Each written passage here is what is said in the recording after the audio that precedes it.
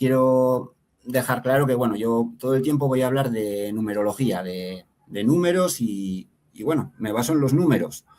Creo que son hechos objetivos y es la mejor manera de entender las cosas. Pero antes de comenzar, sí quería comentar que, bueno, como introducción, mucha gente desconoce lo que son los Me que tenemos ahí, que son los Me de la primera civilización de la historia, ¿no? De Sumeria, y que, como podemos leer ahí, son la base de todo lo que tenía que ver con la civilización sumeria, desde los rituales políticos, religiosos, sociales, tecnológicos. Podemos verlo en la siguiente diapositiva también. Entonces, bueno, ahí como podemos ver en negrita, los Me eran los principios divinos o programas que ordenaban la realidad. Y más abajo nos dice que eran las reglas invisibles que hacen que el mundo funcione como funciona. Y luego nos dice que los Me serían el código fuente y que los humanos simplemente ejecutan ese programa. Entonces, bueno, todo esto suena muy teórico y yo no me atrevo ni a teorizar lo que es un Me. Pero lo que vamos a ver a lo largo de la exposición es cómo funciona en la práctica y cómo somos engañados desde hace más de 4.000 años siempre con los mismos códigos. Entonces, bueno, para empezar, vamos a tratar todo el tiempo dos códigos. ¿Puedes pasar a la siguiente diapositiva, por favor? Ahí los tenemos. Son 2 días del año, el 7 de Abu y el 9 de Abu, que son el 7-11 del calendario sumerio, que luego se convirtió en acadio, que luego se convirtió, vamos a ver, en asirio, posteriormente en caldeo y finalmente en hebreo. Es el calendario lunisolar y tenemos 2 días que se vienen repitiendo desde hace más de 4.000 años, que son el 7 de Abu, 7-11, y el 9 de Abu, que es el 9-11. Como podéis ver, el 7 de Abu es el día que empieza la función del ritual, el día que se encienden las antorchas, que se activa el espectáculo, y el 9 de Abu es el día del juicio en el inframundo, es el día en el que Dios sentencia y ejecuta a ciertas élites sumerias primero, luego acadias, como estamos viendo ahí, y se llevan a cabo ciertos rituales de lamento porque ese día se considera que hay mucha confusión entre quién está vivo y quién está muerto, ¿no? Esto viene desde, como digo, desde hace 4.000 años y pasamos a la siguiente diapositiva. Podemos ver que con los asirios era exactamente lo mismo. 1.000 años después, 1.500 años después de los acadios y de los sumerios, los asirios celebraban exactamente las mismas, vamos a decir, festividades, que eran el 7 de Abu, 7-11, con el fuego purificador, encender las antorchas, y el día 9 de Abu, que era el día del juicio de Dios y el lamento por los muertos. Entonces, claro, ¿cómo se entiende que distintas civilizaciones que en teoría no tienen nada que ver sigan conmemorando siempre las mismas festividades, que sigan usando el mismo calendario y en las mismas fechas con el mismo significado? Pasamos a la siguiente. Aquí lo tenemos con los caldeos, con los magos caldeos que dirigían Babilonia, otra vez exactamente lo mismo, ¿no? El 7 de Abu con el fuego de la purificación dinástica. Empieza el espectáculo con el ritual de las antorchas y en el 9 de Abu el juicio de los dioses contra determinadas élites, ¿no? Que lloraban y se lamentaban porque ese día, que era el día del lamento nacional, como podemos ver abajo, bueno, siempre le sucedían todas las tragedias, ¿no? Tanto a las élites sumerias, acadias, asirias, caldeas. Es curioso que, teniendo esta información tan clara, nadie la conozca. Podemos pasar a la siguiente.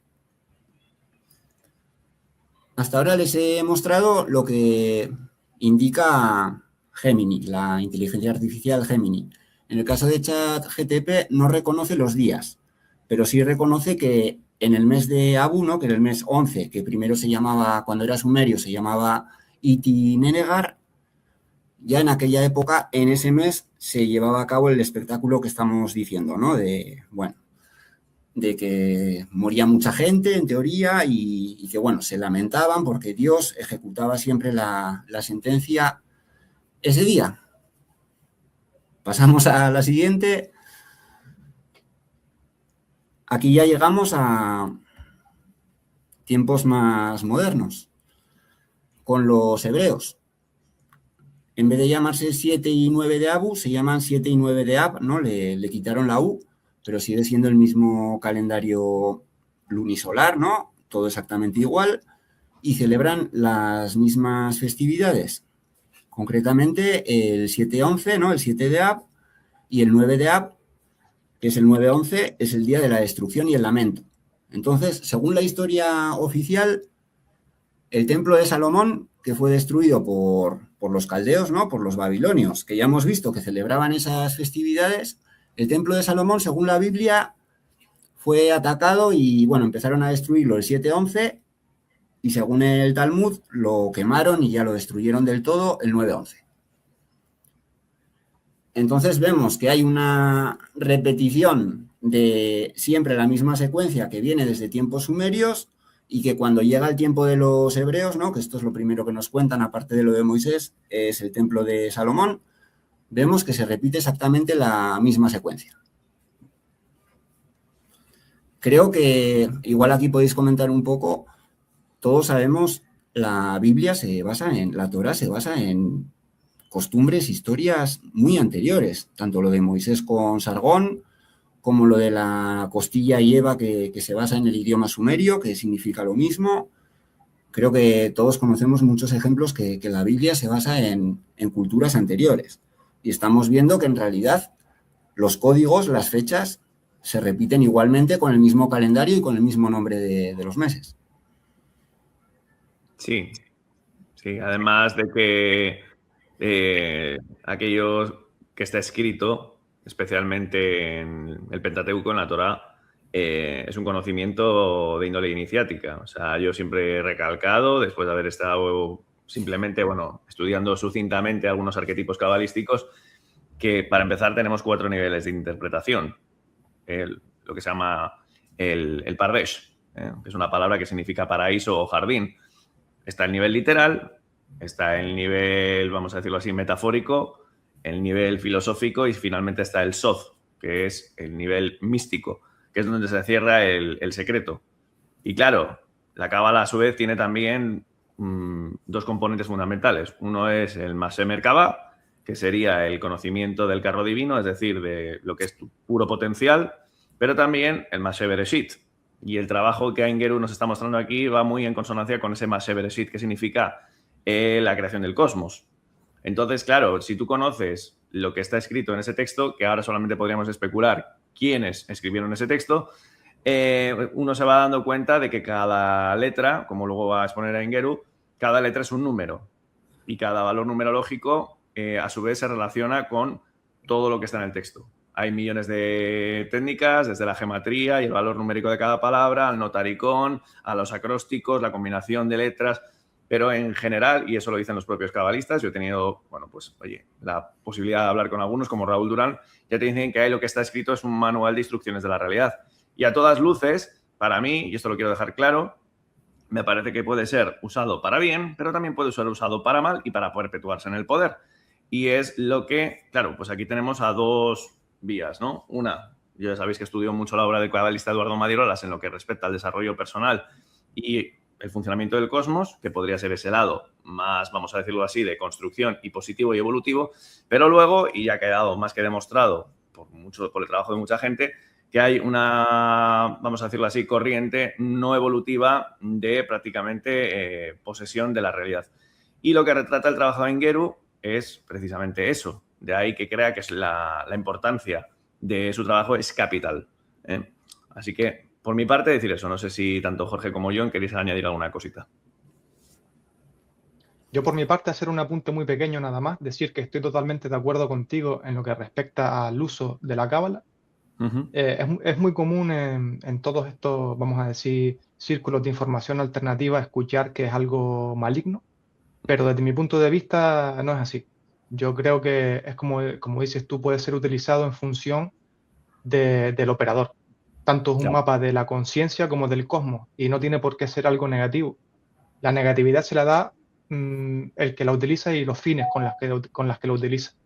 Claro. Y también quería hacer, para los que nos están viendo, un apunte, porque se nombra el 7 y el 9 de Av, pero pregunta Angeru, para los que no saben nada sobre esto, ¿esos días corresponderían a los mismos en el calendario gregoriano o a otros días? No, se me ha olvidado aclarar eso. Ese es el punto, que como ellos tienen un calendario lunisolar, siempre el 7 y el 9 de Ab siempre oscilan entre el 15 de julio y el 15 de agosto. Pero cada año cae en un día diferente, ¿no? Entonces, claro, ellos siempre repiten todos los acontecimientos en el mismo día del calendario lunisolar, pero nosotros no nos damos cuenta que siempre es el mismo día. Entonces, como estáis comentando, lo primero, antes de ver bien las cosas o verlas como negativas, lo primero que tenemos que hacer es preocuparnos por entenderlas, ¿no?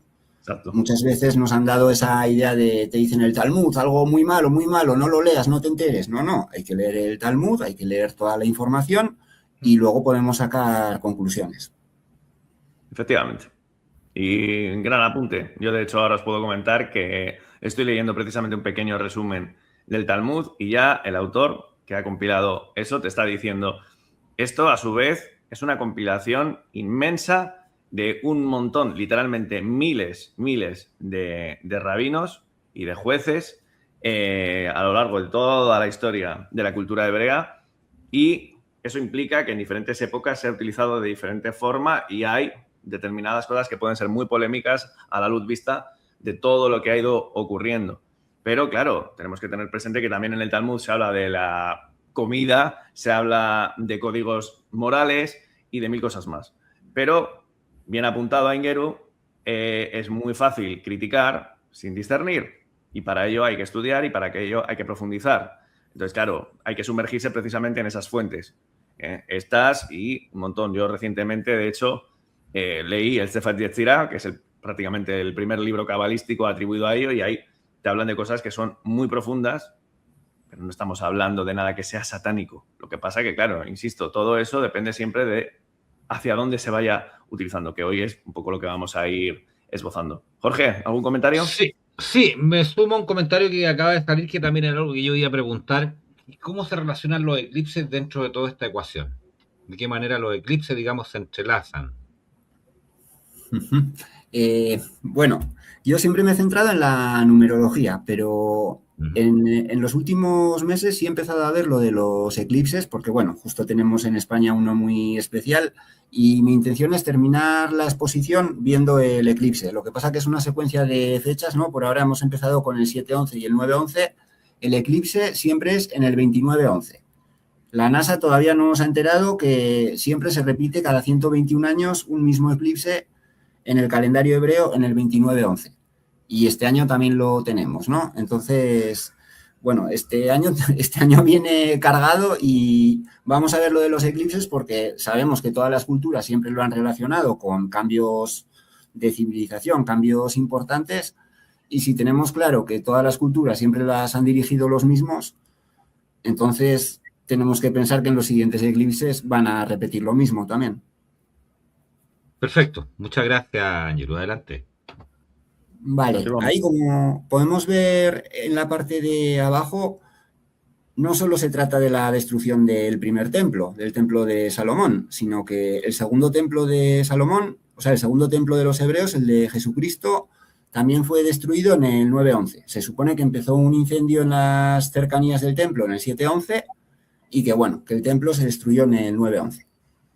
Entonces, ya es una cuestión de lo que uno quiera creer, pero es casualidad que siempre se repita justo la misma secuencia. Ahí cita otros eventos, pero bueno, podemos pasar a la siguiente diapositiva. Es que es impresionante. A ver, aquí está el guión del espectáculo. Lo tenemos en la Wikipedia, lo tenemos en el Talmud, lo podemos leer en la antepenúltima línea. El Midrash cita a Dios diciendo acerca de este suceso: llorasteis ante mí en vano, fijaré para vosotros este día como un día de llanto para las generaciones venideras. Entonces, hay una afirmación por parte de Dios indicando que en el 9-11 siempre va a provocar tragedias para que los hebreos lloren en el 9-11. Es una promesa de Dios, es algo concreto. Entonces podemos pensar si todo esto es cierto o más bien es el guión de un espectáculo. Porque ya es casualidad, ¿no? Que todas las civilizaciones anteriores, Dios siempre los condenara en el 9-11 y aquí, bueno, podemos ver arriba en la primera línea, dice, ¿no? 5 eventos específicos ocurrieron el 9 de Ab, el 9-11 hebreo. Dios lo prometió. Veamos si Dios cumplió su promesa o no la cumplió en la siguiente. Ahí podemos leer, Tisá B'Av, el 9 de Ab es el principal día de ayuno y abstinencia del judaísmo rabínico. Su nombre hace referencia al 9º día Tisá del mes hebreo de Ab, que cae en la canícula boreal, bueno, en el verano. Se le suele llamar el día más triste de la historia judía. Conmemora el decreto de la generación de los judíos del desierto de no entrar en la tierra de Israel, o sea, en los tiempos de Moisés. Luego la destrucción del primer templo, la destrucción del segundo templo, la caída de Betar y la destrucción de todo Israel. Tenemos la expulsión de los judíos de Inglaterra, la expulsión de los judíos de Francia, la expulsión de los judíos de España, la solución final. Todos los acontecimientos, todas las grandes tragedias de la historia de los judíos, según cuentan la historia oficial y según cuentan ellos también en el Talmud y en todos sus libros, todas fueron en el 9-11 después del acontecimiento previo del 7-11. Es que decir esto, yo lo llevo 10 años repitiendo, pero decir esto y que, o sea, la gente no lo entiende, no lo quiere escuchar, no lo quiere aceptar. Según la historia oficial, todas las tragedias de los judíos han sido cumpliendo la promesa de Dios de hacerlos llorar en el 9-11, tras la postergación del 7-11. Entonces, a mí se me ocurren varias teorías. Una es que Dios existe y cumple su promesa. Otra es que esto es un espectáculo y no sé si ustedes tienen más teorías.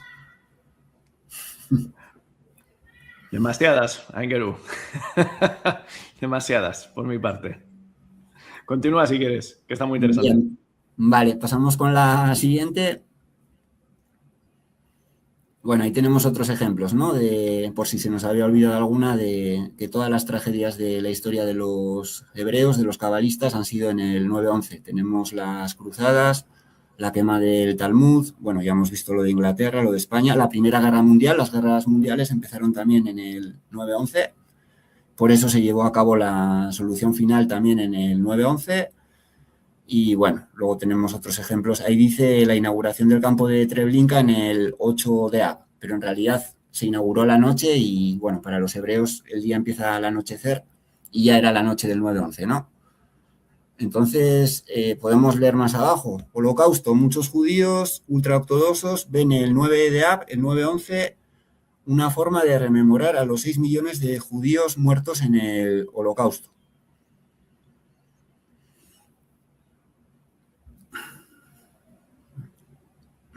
Y nadie dice que, bueno, todo esto es casualidad.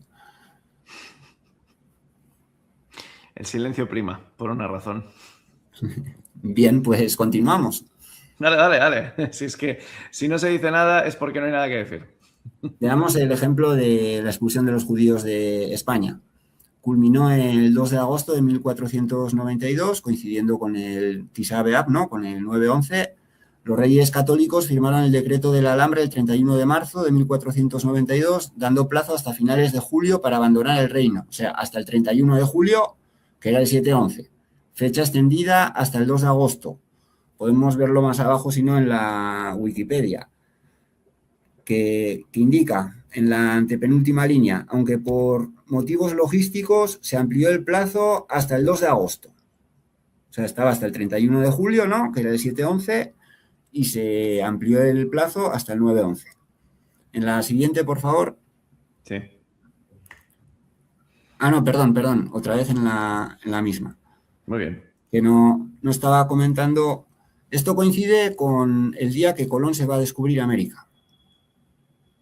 Según la historia oficial, el 2 de agosto, Colón embarca y se va a descubrir América mientras son expulsados los judíos en el 9-11 después del retraso logístico, ¿no?, que siempre se da en el 7-11. Esta es la historia oficial. Estos son los acontecimientos más importantes de la historia de la humanidad y todos son en el 9-11 lunisolar después del retraso del 7-11.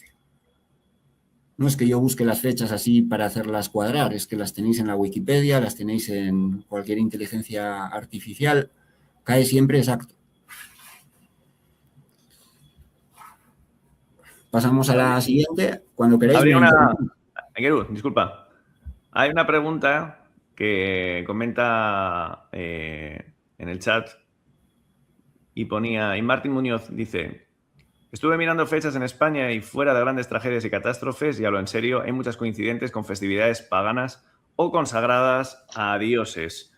Y es que, claro, aquí cabría preguntarse, porque claro, si encima coincide también con festividades paganas, luego también tenemos a la astrología, que ya habla de flujos energéticos y, bueno, pues conozco varios astrólogos y te vas dando cuenta de que es un reloj perfecto.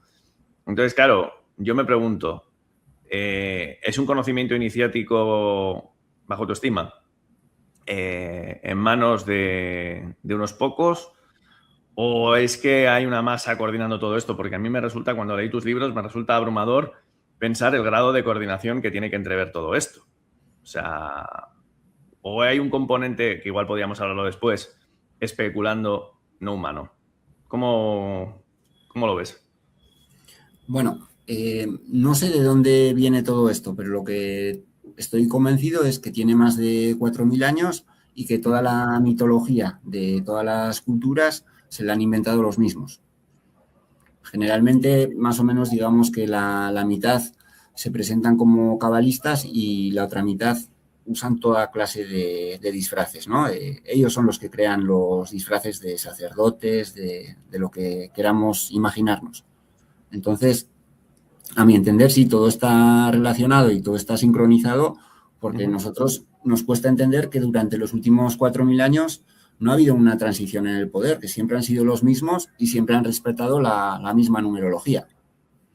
Claro. Perfecto. Se dice por acá, perdona, Silvia Rizzo dice, el viaje de Colón según Fomenko fue como un fin del mundo. Yo a Fomenko le tengo que estudiar y tengo que reconocer que ahí estoy con otros amigos del canal como Jorge Guerra, que pongo un poco en cuarentena sus hipótesis. Porque es una única fuente.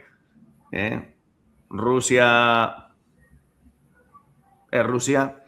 Entonces, aparte que no sé, por pura intuición. Es como que hay cositas que me chirrían.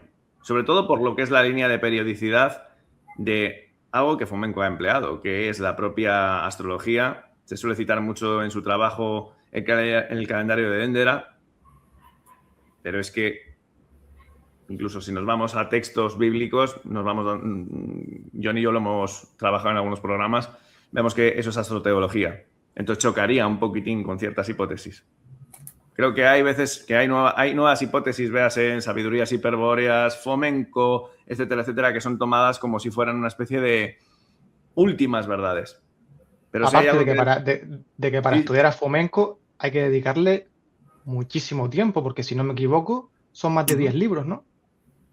Es una enciclopedia. O sea, que requiere muchísimo. Claro. Claro. Perfecto, adelante, sigamos. Seguimos en Engeru, si quieres.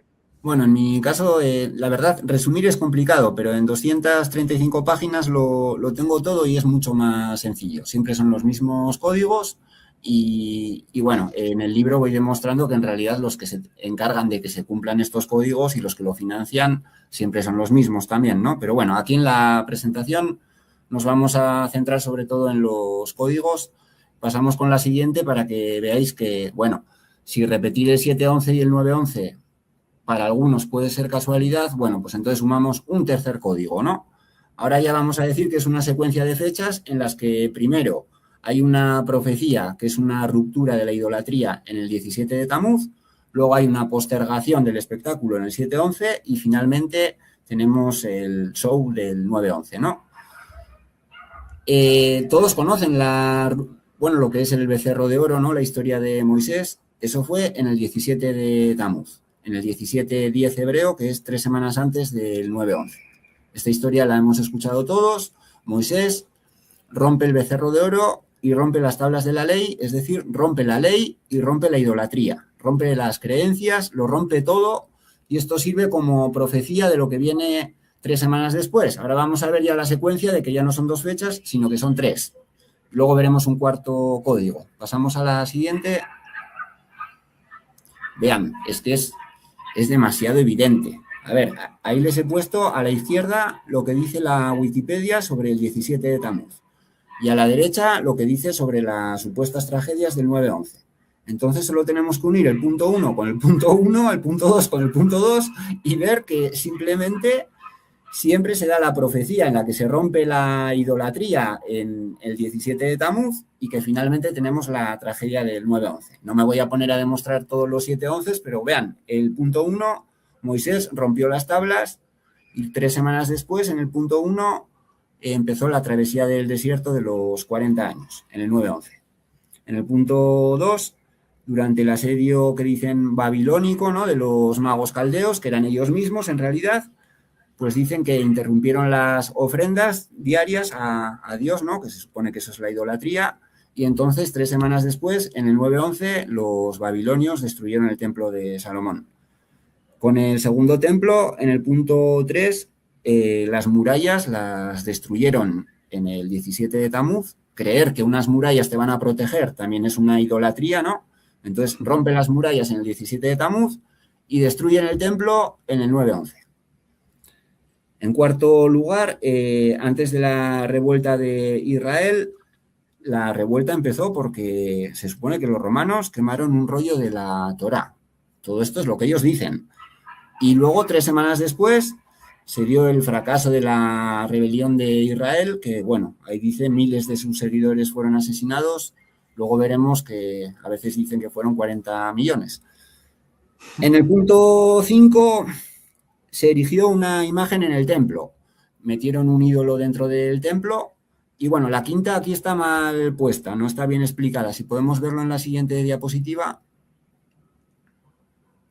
Es el arado de Jerusalén. Se supone, es que lo que se inventan es increíble, que los romanos araron Jerusalén para erradicar desde los cimientos cualquier atisbo de cultura judía y tal y cual, ¿no?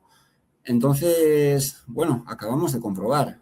Ya son 3 fechas que se repite siempre la misma secuencia. Profecía en el 17-10, 17 de Tamuz, confirmación, pero retraso en el 7-11 y espectáculo en el 9-11.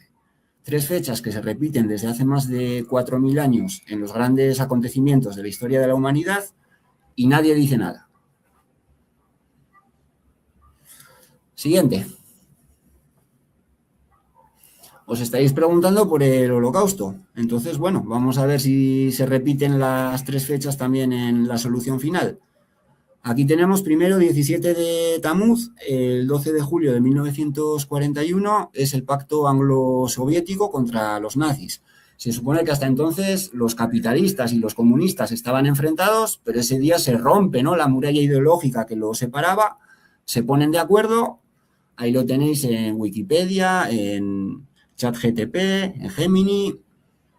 Siempre, o sea, yo no me invento ninguna fecha e incluso, bueno, a la derecha, abajo en la esquina podéis ver que la persecución de los judíos empezó en el 17 de Tamuz, concretamente en Hungría. Pasamos a la siguiente. Aquí ya tenemos el 7-11, ¿no? La solución final se aprobó en el 31 de julio de 1941, que era el 7-11 del calendario hebreo.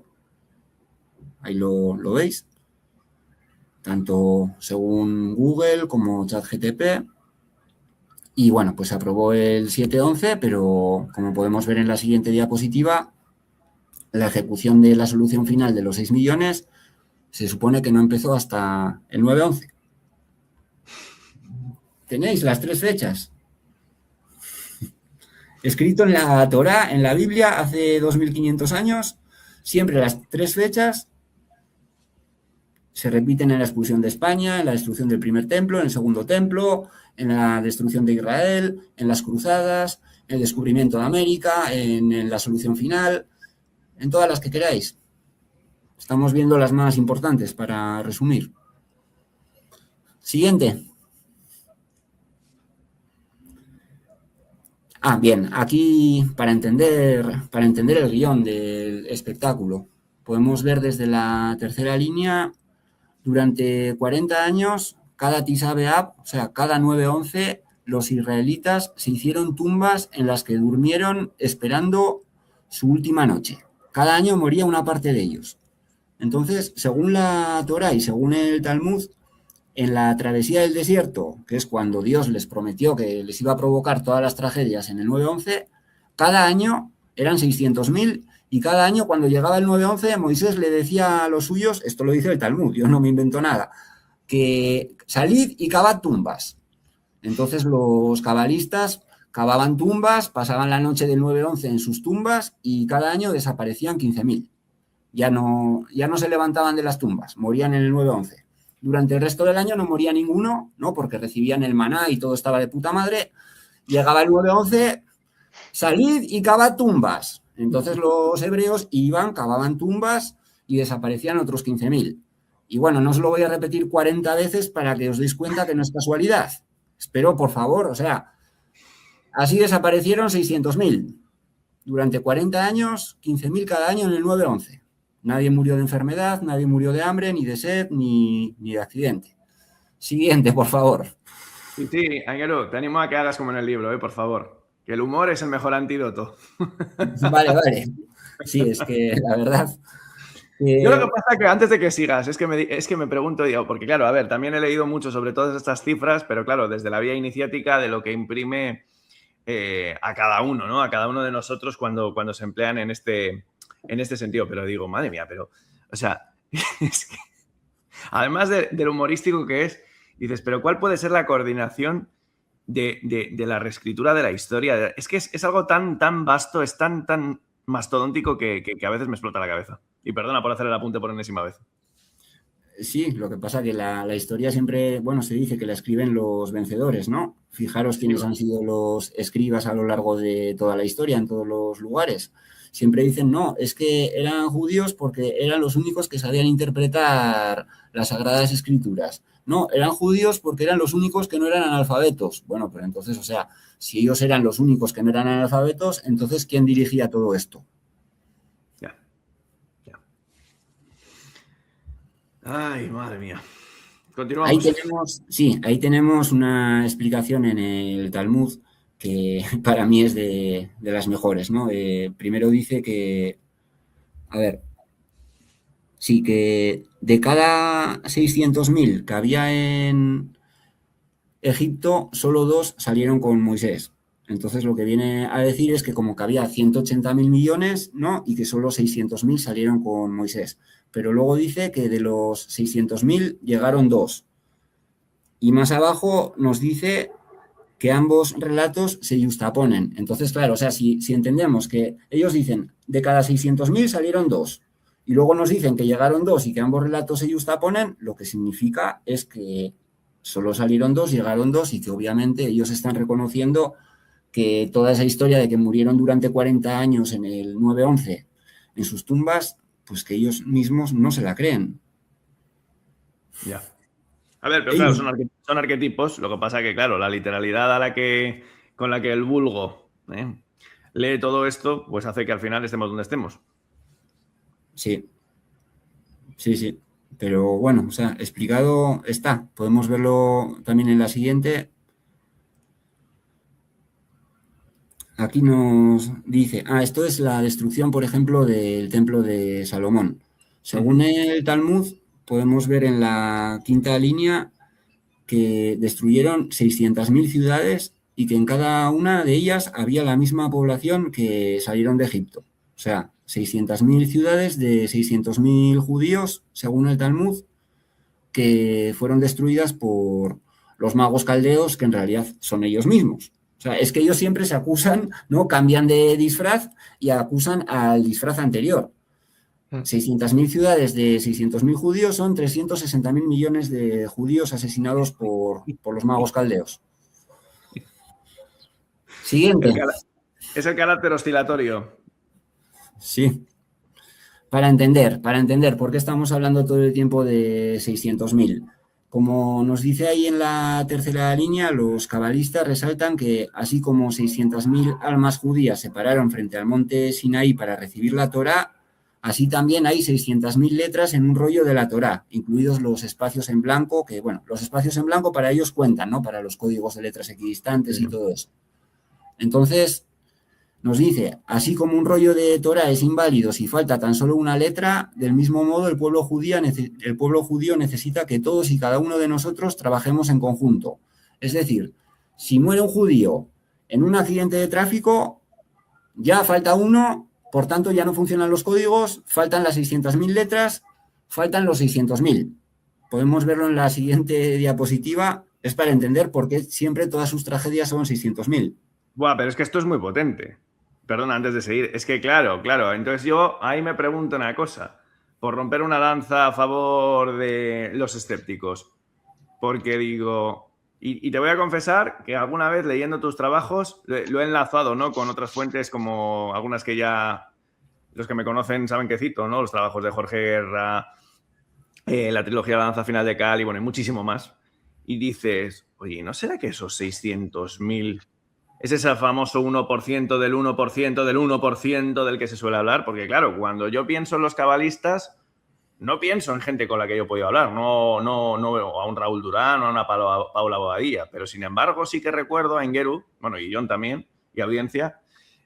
Yo recuerdo perfectamente al rey de Inglaterra sentándose en la piedra del destino de Jacob. Y digo, ¿y no será él uno de esos 600.000? Es que, chico, me planteo muchas cosas. Interesante. Porque esto que acabas de contar aquí se puede relacionar mucho y no serán esos 600.000 los que están manejando el cotarro. Y luego, como sucesivas capas de cebolla, están empleando a todos como si fuéramos marionetas en diferente grado, incluyendo a ese pueblo elegido, porque yo veo a magos en el pueblo elegido, pero también no me olvido de los magos del Vaticano. Y como tú comentabas antes, Engeru, no me olvido de los magos que pueden estar. Por ejemplo, recuerdo a un mago llamado Dalai Lama que se puso cierto alfiler y dijo que teníamos que... O un tal mago Sadhguru que decía que somos demasiadas almas en la Tierra. ¿Cómo ves esto? Bueno, si me preguntas por el rey de Inglaterra, él está entre los 600.000 y entre los 10 primeros, ¿no? Si queremos.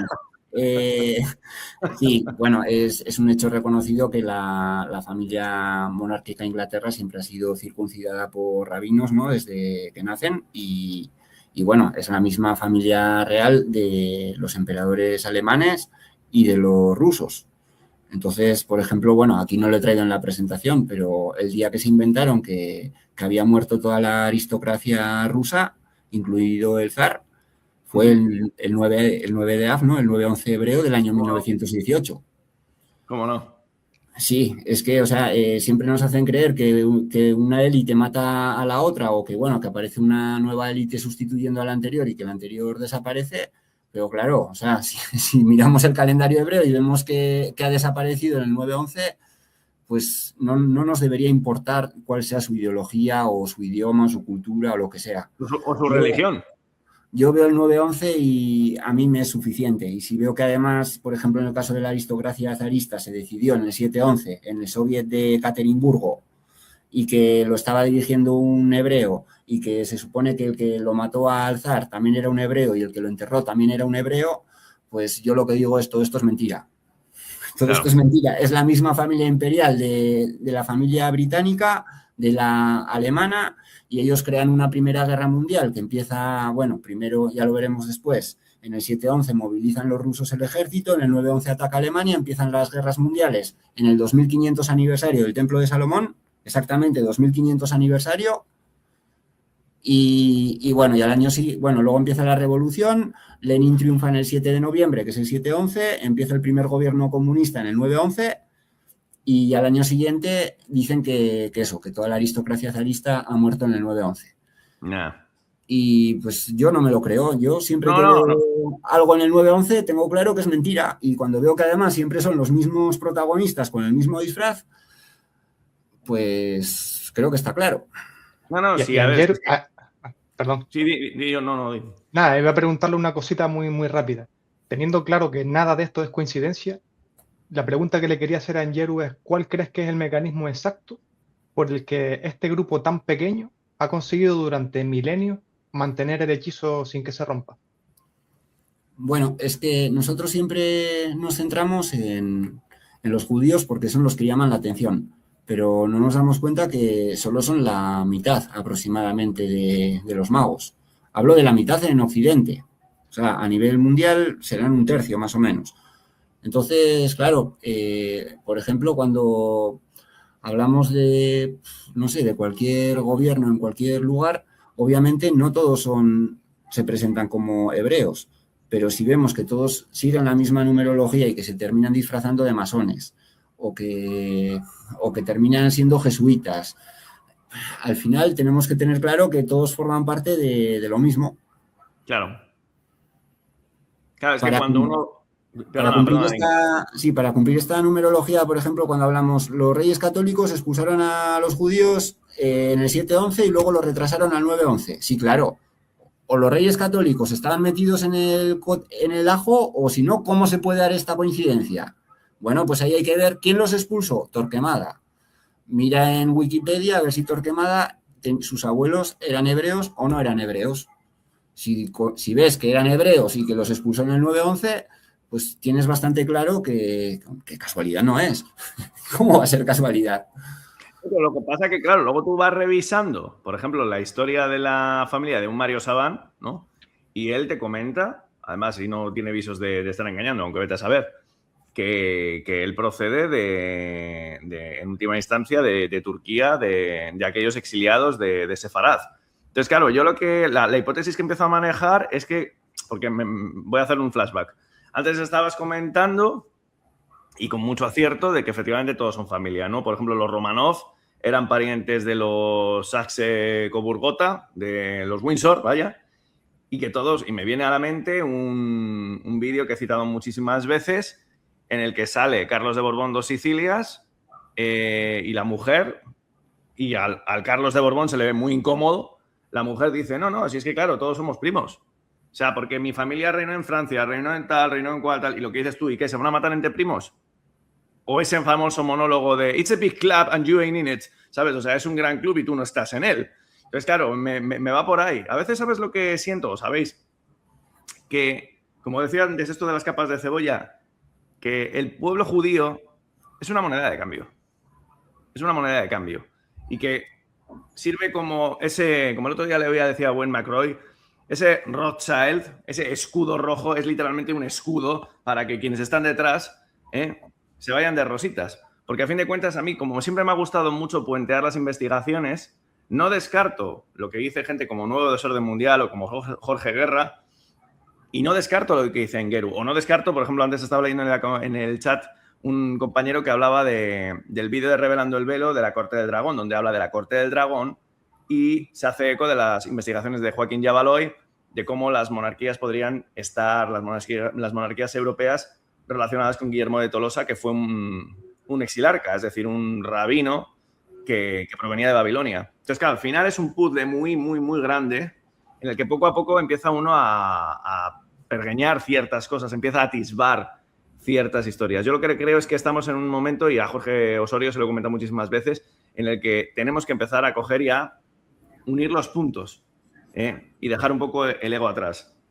Por eso me parece tan importante la investigación de Engeru. Y continúa, compañero, perdona por el cucharón. Sí, yo me puse como reto comprobar el caso que me pareció más difícil de todos. Analicé todos los imperios, ¿no? Y dije, bueno, para mí el más complicado es el de los mongoles. demostrar que el imperio mongol también es una creación de ellos, pues sería, pensé, ya el colmo, ¿no? Poder demostrarlo. Y sí, lo comprobé. Es que, claro, ¿quién nos ha contado la historia de los mongoles?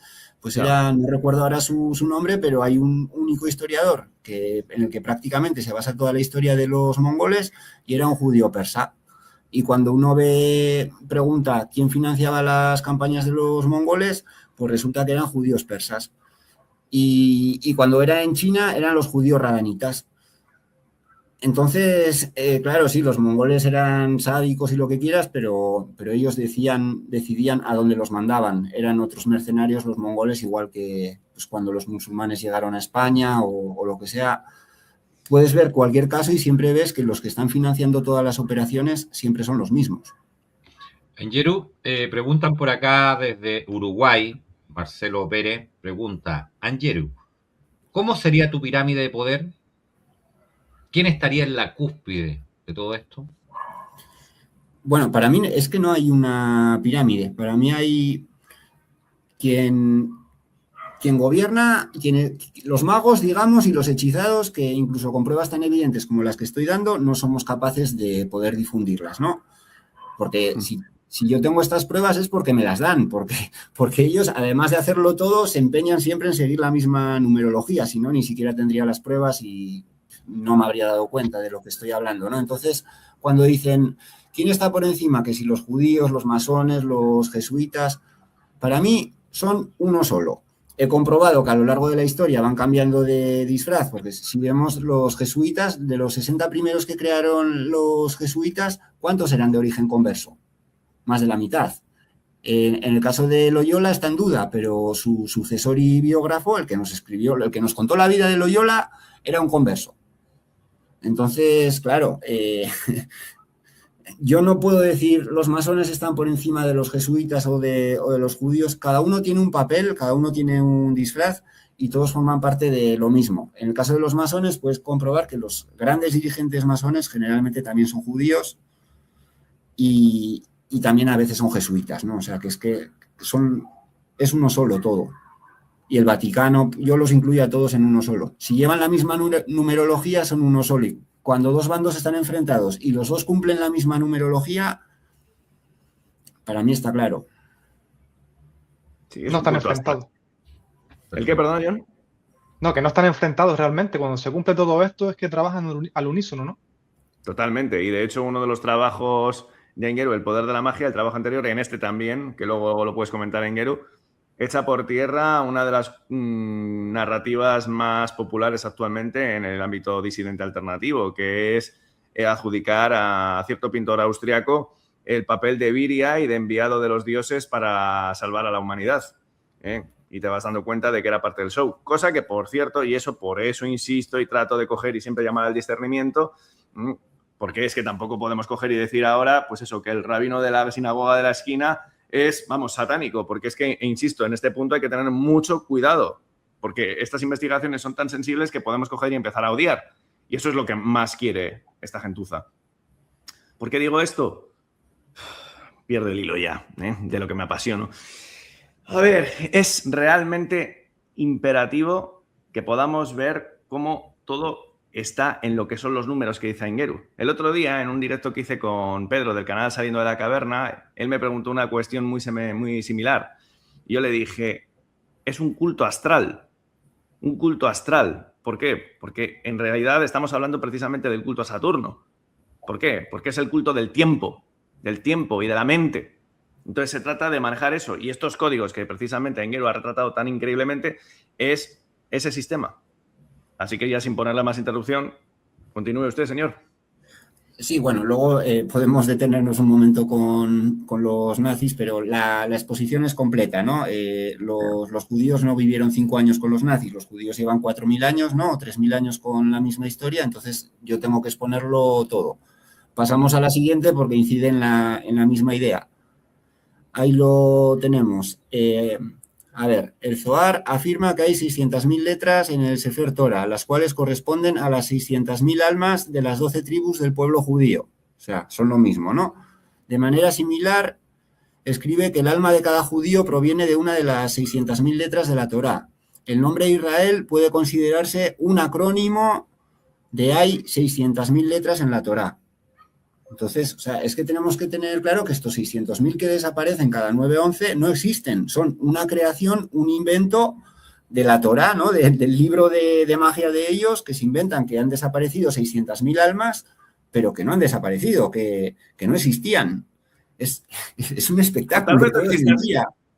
O tal vez existen a otro nivel. Yo es que empiezo a hipotetizar lo que te he contado antes, porque, por cierto, Israel también tiene otro significado, que es Yo Israel, que significa el que va hacia él, porque no podemos olvidar que esto también, yo ahí en Geru podemos diferir, que bienvenido sea el debate. Yo ya sabes que tengo ese pensamiento más de índole más espiritual, y todo el conocimiento que también se expone en la Torá es de amplio calado espiritual si uno se abre a ello, lo he dicho al principio del programa, ¿sabes? O sea, es decir, todo es una dualidad perpetua en la que hay un blanco y hay un negro.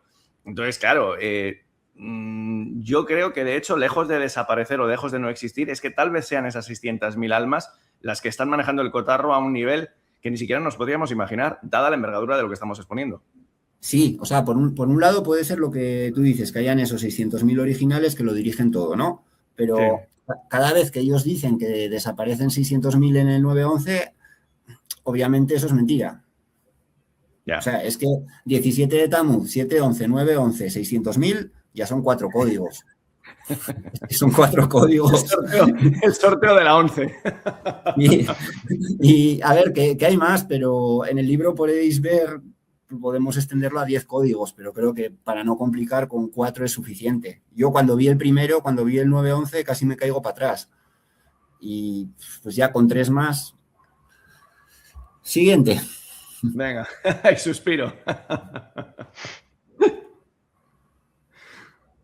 Dale. Bien, entonces vamos a ir viendo cómo ellos se van inventando siempre 600.000 más 600.000. Hay más o menos a la mitad.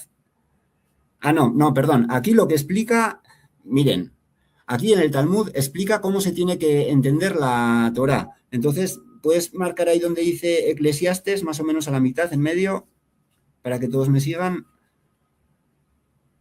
¿El cómo has dicho que no te he entendido, perdona? Eclesiastes, en medio de la diapositiva, más o menos, para que todos lo puedan leer. Sí. Mire, en el Talmud explica, no leas la palabra como sepultados, o sea, enterrados. Más bien léela como recogidos. Y no leas la palabra como fueron olvidados. Más bien léela como fueron alabados. Entonces, arriba está diciendo que fueron enterrados y que fueron olvidados, pero que lo que hay que leer en realidad es que fueron elogiados, alabados y recordados.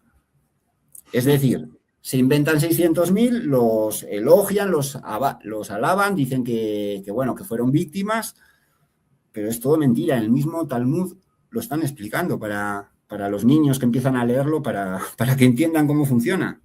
Y para nosotros, si lo queremos leer. Sí, claro. Ahí está. Claro. Siguiente. Bien, entonces aquí nos dice, a partir de la mitad, concluye la fórmula de esta bendición en nombre del rabino y quien conoce el número de todos vosotros. Bueno, el número ya sabemos que es 600.000, luego lo confirmamos.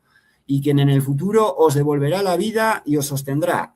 Bendito quien reviva a los muertos. Bueno, entonces desaparecen 600.000, pero luego parece que resucitan. Podemos verlo en la siguiente también. Voy.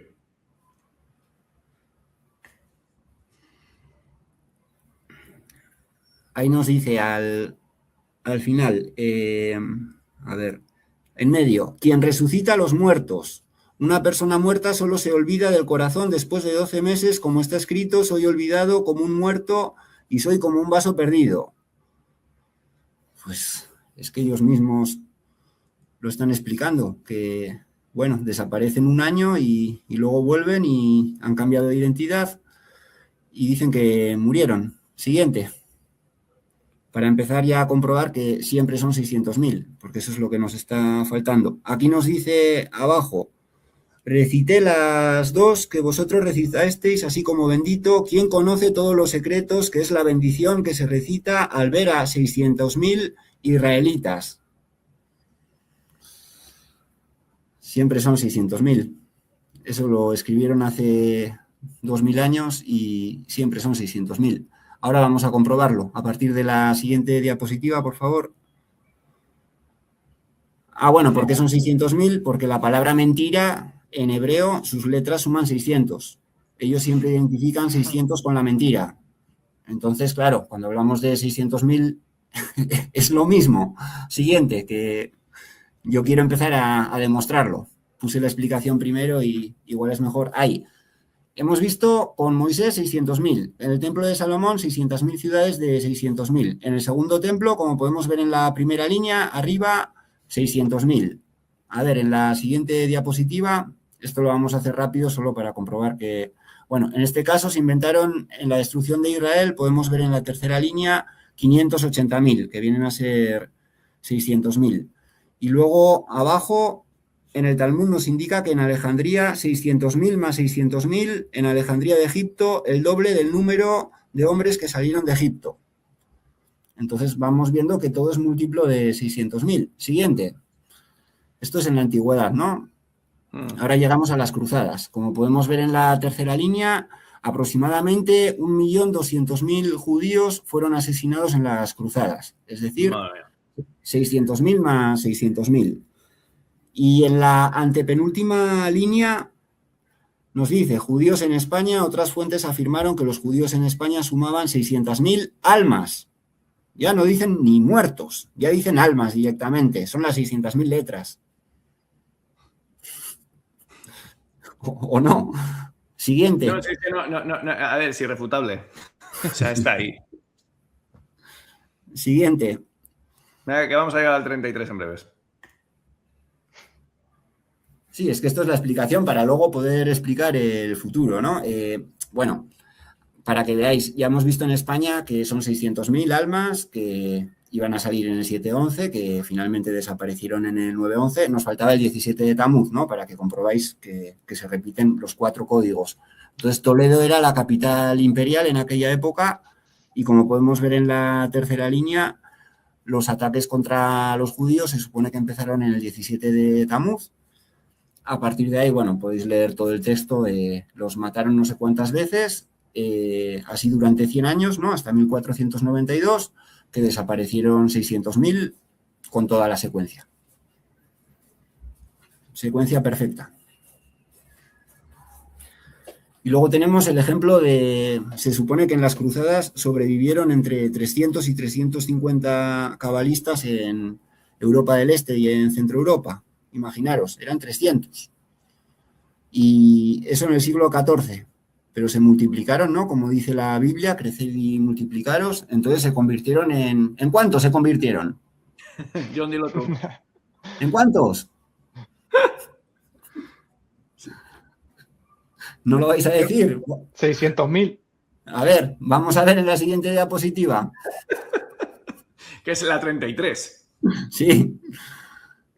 Pues sí, en la antepenúltima línea podemos ver que se convirtieron en 600.000, pero los mataron a todos. Madre mía. Luego vemos que esto también es en el 9-11, ¿eh? Luego lo comprobamos.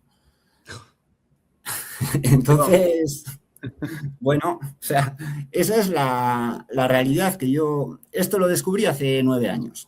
Y desde entonces he tratado de explicarlo. Al principio es difícil, ¿no? Cuando tienes que juntar toda la información. Primero una cosa es entenderlo y otra cosa es asimilarlo y explicarlo.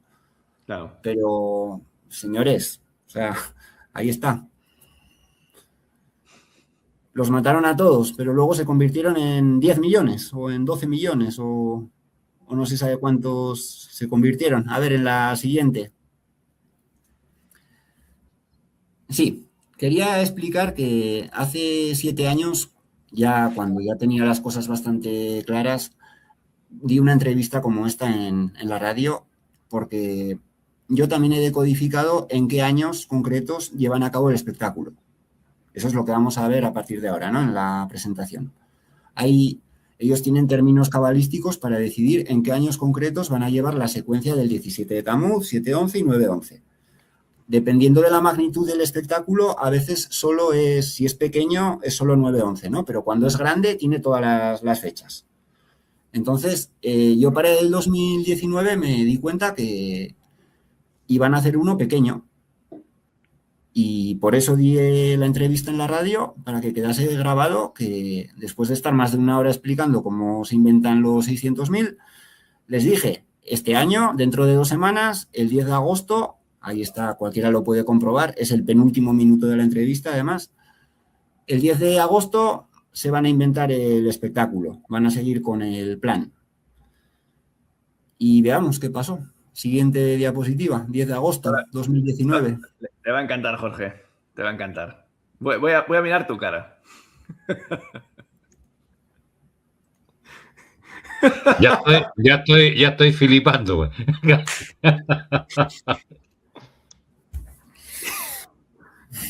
Oye, Engueru, habría que ver cuántos números o cuántos días pasaron entre que Epstein se cambió de disfraz y apareció el bicho de China. Igual Epstein se transformó en pangolín. Pues no lo sé, pero lo peor de todo es que, o sea, tú puedes salir en la radio, puedes decir, se van a inventar la muerte de algún judío. Bueno, yo pensaba que iban a ser varios, ¿no? Pero fue uno solo, pero fue el más importante, el más famoso. Y puedes salir, puedes decir, se lo van a inventar, pero claro, luego se lo inventan, la gente se lo cree y aunque, bueno, abajo podemos ver que desapareció el video en el que supuestamente se suicidó, oye, a ver, antes me decían, no, para demostrar que tienes razón tienes que adivinar el futuro. Voy a la radio, hago el mono, adivino el futuro. Y de todas maneras no sirve.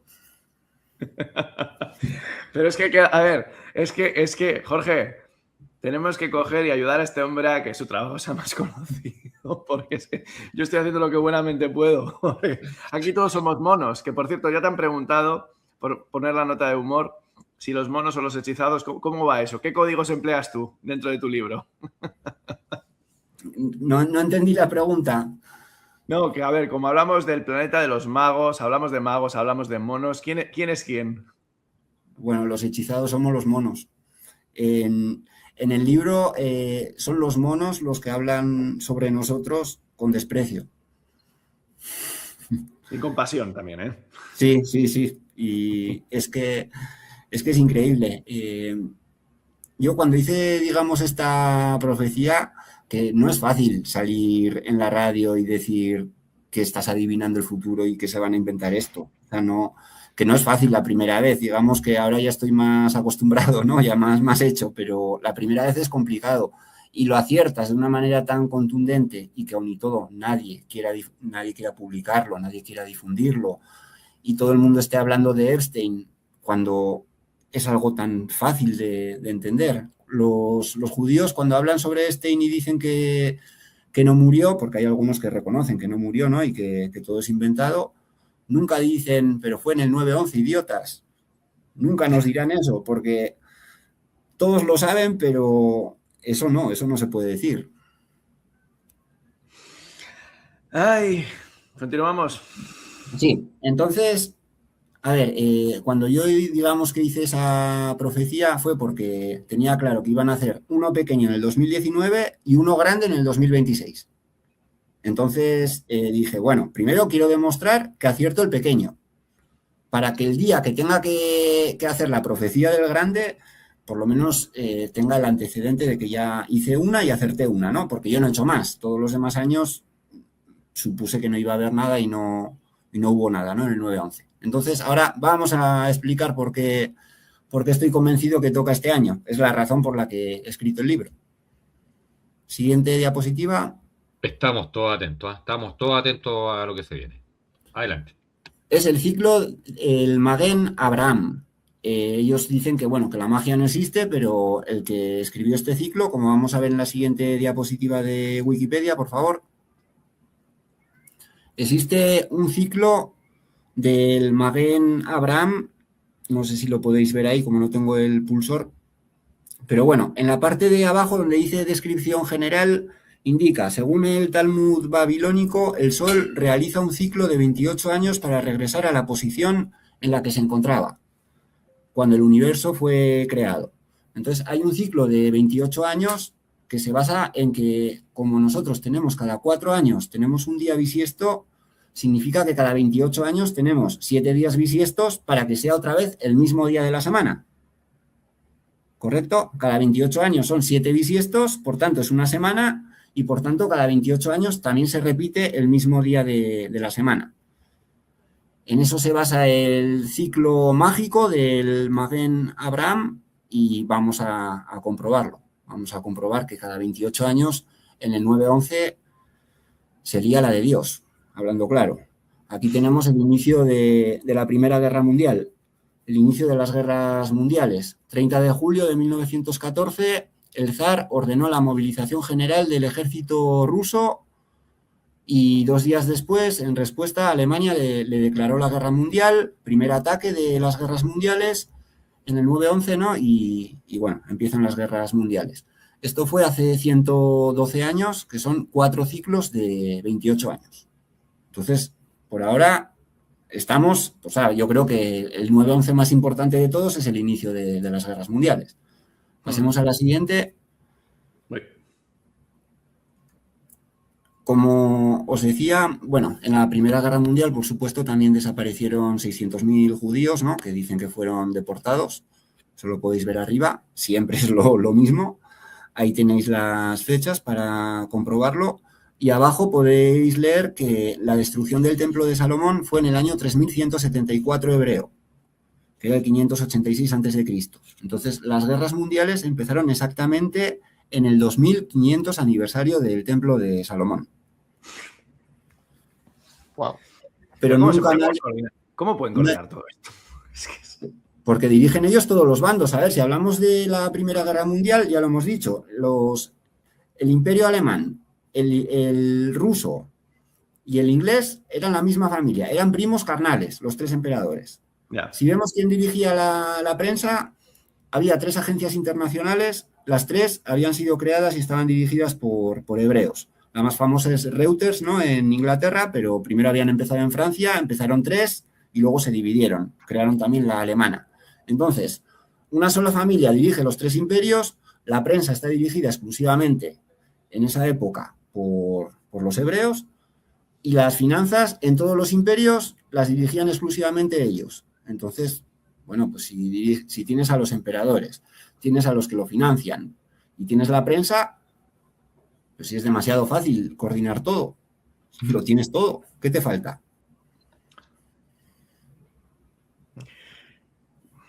Siga usted, Siguiente. señor. Sí. Sigo por la siguiente. Sí. Entonces, bueno, hace 4 ciclos, Primera Guerra Mundial. Hace 3 ciclos, en el 21 de julio, que era el 7-11, tenemos el paradigma del Holocausto, cuando empieza la gran deportación del gueto de Varsovia a Treblinka. El 21 de julio era el 7-11, ese es el día en el que detienen a los dirigentes del gueto. Entonces, claro, el 7-11 detienen a los dirigentes, pero bueno, hay un retraso logístico, ¿no? La deportación no empieza hasta el día siguiente, a la noche, que ya es el 9-11, la misma de siempre. Y bueno, cada día desaparecían 6.000 en las cámaras de gas para convertirlos en jabón y esas cosas. Eso es lo que dice la historia oficial. Siguiente.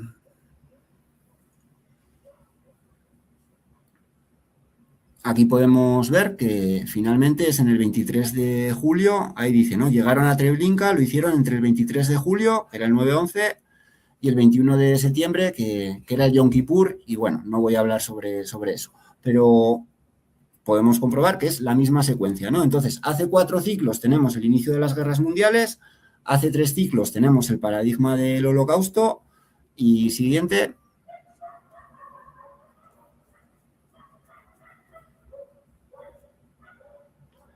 Tenemos ahí para comprobar que también había 17 de Tamuz, ¿no? Hay que comprobar siempre toda la secuencia. Entonces, se supone que el Holocausto lo anunciaron por primera vez en la prensa en el 2 de julio de 1942, que era el 17 de Tamuz, y luego ya empezó lo de Treblinka en el 7-11. Detuvieron a los dirigentes y en el 9-11 empezaron a desaparecerlos en las cámaras de gas.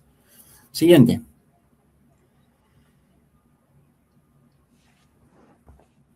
Esta es la que quería explicar. Generalmente siempre nos centramos en, bueno, las supuestas víctimas, ¿no?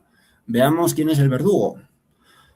Se supone que Hitler mataba a todos los judíos en el 9/11 y que, bueno, que Hitler odiaba a todos los judíos y todo eso. Ya sabéis que la que se conocía como la hija del Führer era judía. Ya sabéis que el que propuso la medalla de hierro para Hitler era judío.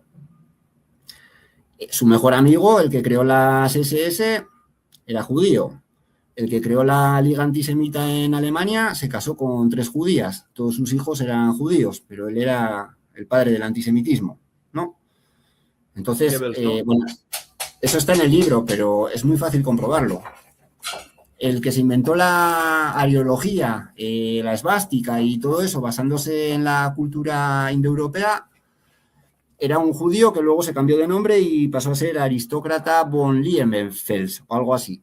Pero, o sea, en el libro lo demuestro todo. El que más odiaba a los judíos en teoría era Goebbels, pero la mujer de Goebbels era judía.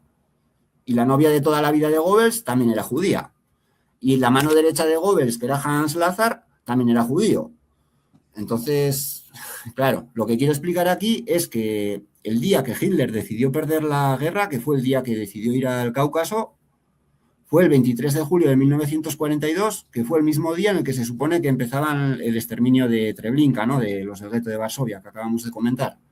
Entonces, hace 3 ciclos exactos de 28 años, no solo tenemos el paradigma del Holocausto, sino que tenemos el día que Hitler se fue a buscar petróleo hasta Bakú. Nunca llegó, por supuesto. Y veamos un gazapo, veamos un error de toda esta historia. Siguiente diapositiva. No está. Sí, ahí. A ver, Alemania e Italia dominaban Libia. Y se supone que se fueron hasta el Cáucaso a por el petróleo, pero Libia es la mayor reserva de petróleo de África. Se supone que no se dieron cuenta. No se dieron cuenta que estaban encima de la mayor reserva de petróleo de África y que por eso se tuvieron que ir hasta el Cáucaso en el 9/11, hace 3 ciclos de 28 años, a por el petróleo de Bakú. Hoy en día Libia ha producido más petróleo que Bakú. No lo encontraron. Solamente con las implicaciones de todo esto en el Gran Teatro de la Segunda Guerra Mundial, por mucho que incomode, ya estoy observando el chat, que se cae todo. Pero bueno. Bueno, si incomoda, yo lo que les agradezco es que escuchen los números, vean toda la versión y si puede ser que lean el libro, que es gratis, y luego puedan sacar sus conclusiones. Exacto. Pasamos a la siguiente. Sí. Bien, entonces, como os decía, hace 3 y 4 ciclos tenemos lo que marcó el siglo XX, ¿no? Que es las guerras mundiales, el Holocausto y la decisión de ir al Cáucaso. Hace 7 ciclos tenemos el liberalismo en Francia, la revolución que estableció el liberalismo en Francia y al final en todo el continente europeo fue entre el 27 de julio y el 29 de julio de 1830, que es hace 196 años, que son 7 por 28, ¿no? Hace 7 ciclos, empezó en el 7/11 y terminó en el 9/11. Es la misma secuencia. Podemos verlo también hace 13 ciclos. Estoy marcando los números más importantes para ellos, que son el 7, y ya vamos a ver por qué el 13 también. Si os fijáis, los 2 anteriores son 3 más 4, que son 7 también. Siguiente diapositiva. Hace 13 ciclos. Nacimiento de la ciencia. La Royal Society se fundó el 15 de julio de 1662. Es la primera institución científica de la historia. Y fue en el 9/11 de hace 13 ciclos de 28 años. Primero creíamos en los sacerdotes. Luego se dice, no, lo han dicho los científicos han dicho, no, bueno, los científicos es más que Dios, ¿no? Si lo han dicho los científicos, bueno, pues todo esto se lo inventaron hace 13 ciclos de 28 años. Siguiente. Y bueno, ahí tenéis las fechas explicadas también con Google, ¿no? Para que no haya duda, que como hay calendario juliano y gregoriano, para que no haya duda, que fue justo hace 13 ciclos de 28 años. Siguiente. 13 no es un número cualquiera. Hemos empezado viendo el Me en Sumeria, ¿no? Hemos empezado por ahí. El Me sumerio, a medida que se hizo acadio, caldeo, asirio, se convirtió en la letra Mem hebrea. Es la letra 13 del alefato hebreo y, bueno, como veis, es la clave, ¿no? Su significado es la Torá, que la fuente de la sabiduría. Entonces, la letra 13, el número 13 para ellos siempre tiene un valor muy especial y ahora estamos cumpliendo 13 ciclos de 28 años. Lo estamos cumpliendo este año, ya nunca más se cumplirán todos estos números de ciclos, ¿no? Que sea justo 13. Dentro de 28 años ya no serán 13, serán 14, pero el mágico es el 13. Y el más mágico de todos es el siguiente, por favor. El siguiente es increíble. Estamos hablando de 28 por 28, se cumplen 784 años, que son 28 por 28 de la supuesta quema del Talmud en 1242. El Talmud es el oráculo de los judíos, es el libro en el que decodifican todo lo que está en la Torá. Y bueno, veamos quién quemó el Talmud, veamos quién fue ese antisemita tan malo. Es que mira que eran malos los antisemitas, que quemaban el Talmud. Vamos a ver. Dale. Nicolás Donin fue un clérigo francés de origen judío de la primera mitad del siglo XIII. Dicen que fue expulsado del gueto y tal y cual. Entonces, siempre nos cuentan lo mismo. Siempre dicen, no, es que era un renegado, él odiaba a todos los suyos y por eso los mató, por eso les quemó el Talmud, ya. Pero justo en el 9-11, ¿no? En el ciclo de cada 28 años, tenemos que entender que todo forma parte del mismo espectáculo. Estamos comprobando que son ellos mismos. Y aquí es lo que quiero, para terminar este primer punto, ¿no? De primera razón por la que creo que este año van a montar el show. Pasamos a la siguiente, porque aquí hay una gran mentira, Aquí nos están ocultando un dato muy interesante. Y es que, según la historia oficial, el Talmud fue quemado en el 9-11. Lo hemos visto, ¿verdad? Sí. Pero no es cierto. Fue quemado en el 17 de junio de 1242. Recuerden que el 9-11 siempre cae entre el 15 de julio y el 15 de agosto. Y eso era el 17 de Tamuz. No era el 9-11, era el 17 de Tamuz. Llevan 700 años repitiendo, cada vez que hablan, mintiendo, diciendo que quemaron el Talmud en el 9-11. Y es mentira, lo quemaron en el 17 de Tamuz porque es la gran profecía. En el 17 de Tamuz hacen la profecía, ¿no? Estamos en el ciclo de 28 años y ahora en el 28 por 28 es cuando van a hacer el gran espectáculo. Hay ganas de ponerse con ello. ¿Vamos a la siguiente? Sí. A ver, creo que la segunda razón es la mejor de todas para que entendáis por qué estoy convencido que van a montar el espectáculo. Es el ciclo mesiánico de 400 años. A ver, vamos con la siguiente para poder explicarlo. ¡Hombre! Sí. El Mesías volador. A ver. He hecho programas. Ajá, ok. Este es el principal movimiento mesiánico de los últimos 1000 años. Entonces, se supone, según el Talmud y sus libros, que el Mesías nace también en el 9-11, ¿no? Faltaría más. El Mesías siempre nace en el 9-11, así lo tienen establecido. Y el único Mesías que a lo largo de la historia ha nacido en el 9-11 ha sido Shabtai Tzvi, que nació en el 9-11 de 1626. Por tanto, este 9-11 cumple 400 años de su nacimiento. Vamos a comprobar que ellos siempre hacen ciclos de 400 años y, repito, este es el único Mesías que ha nacido en el 9-11 y que ahora se van a cumplir los 400 años. Siguiente diapositiva para que empecemos a darnos cuenta. Ahí tenéis el significado de la palabra hechizo, magia. Es Kesef en hebreo y sus letras suman 400. Entonces, cuando ellos hablan siempre de ciclos de 400 años, bueno, ya podemos empezar a tener en cuenta que magia, hechicería, sus letras suman 400. Lo vemos en la siguiente también. Voy. Ahí nos lo indica. Cierre. Es cierre. Y además, si os fijáis en la letra, es el símbolo de pi. O sea, es la letra hebrea Taf, ¿no? Es la última letra del abecedario, porque es la del cierre. Y si os fijáis, es la letra pi, porque es la que cierra el círculo.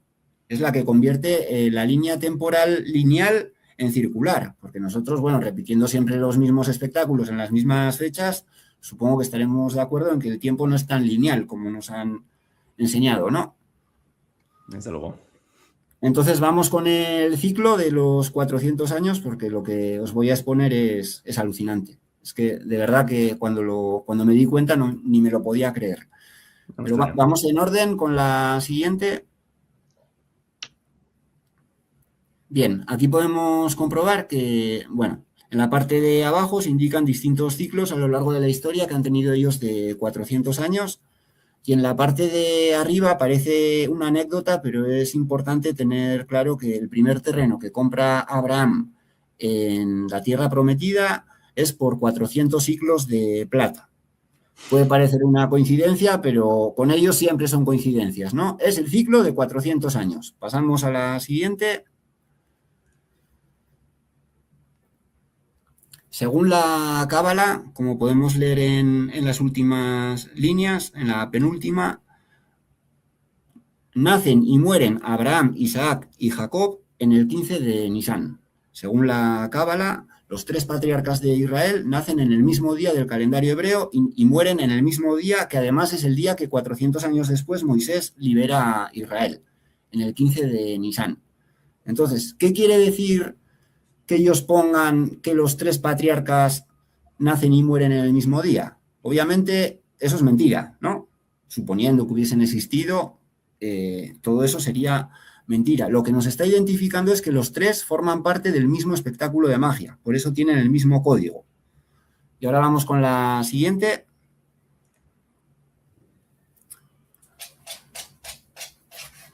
Aquí tenemos el ciclo de 400 años que se indica en la Biblia, ¿no? A veces hablan de 400 más 30 y otras veces hablan de 370 más 30.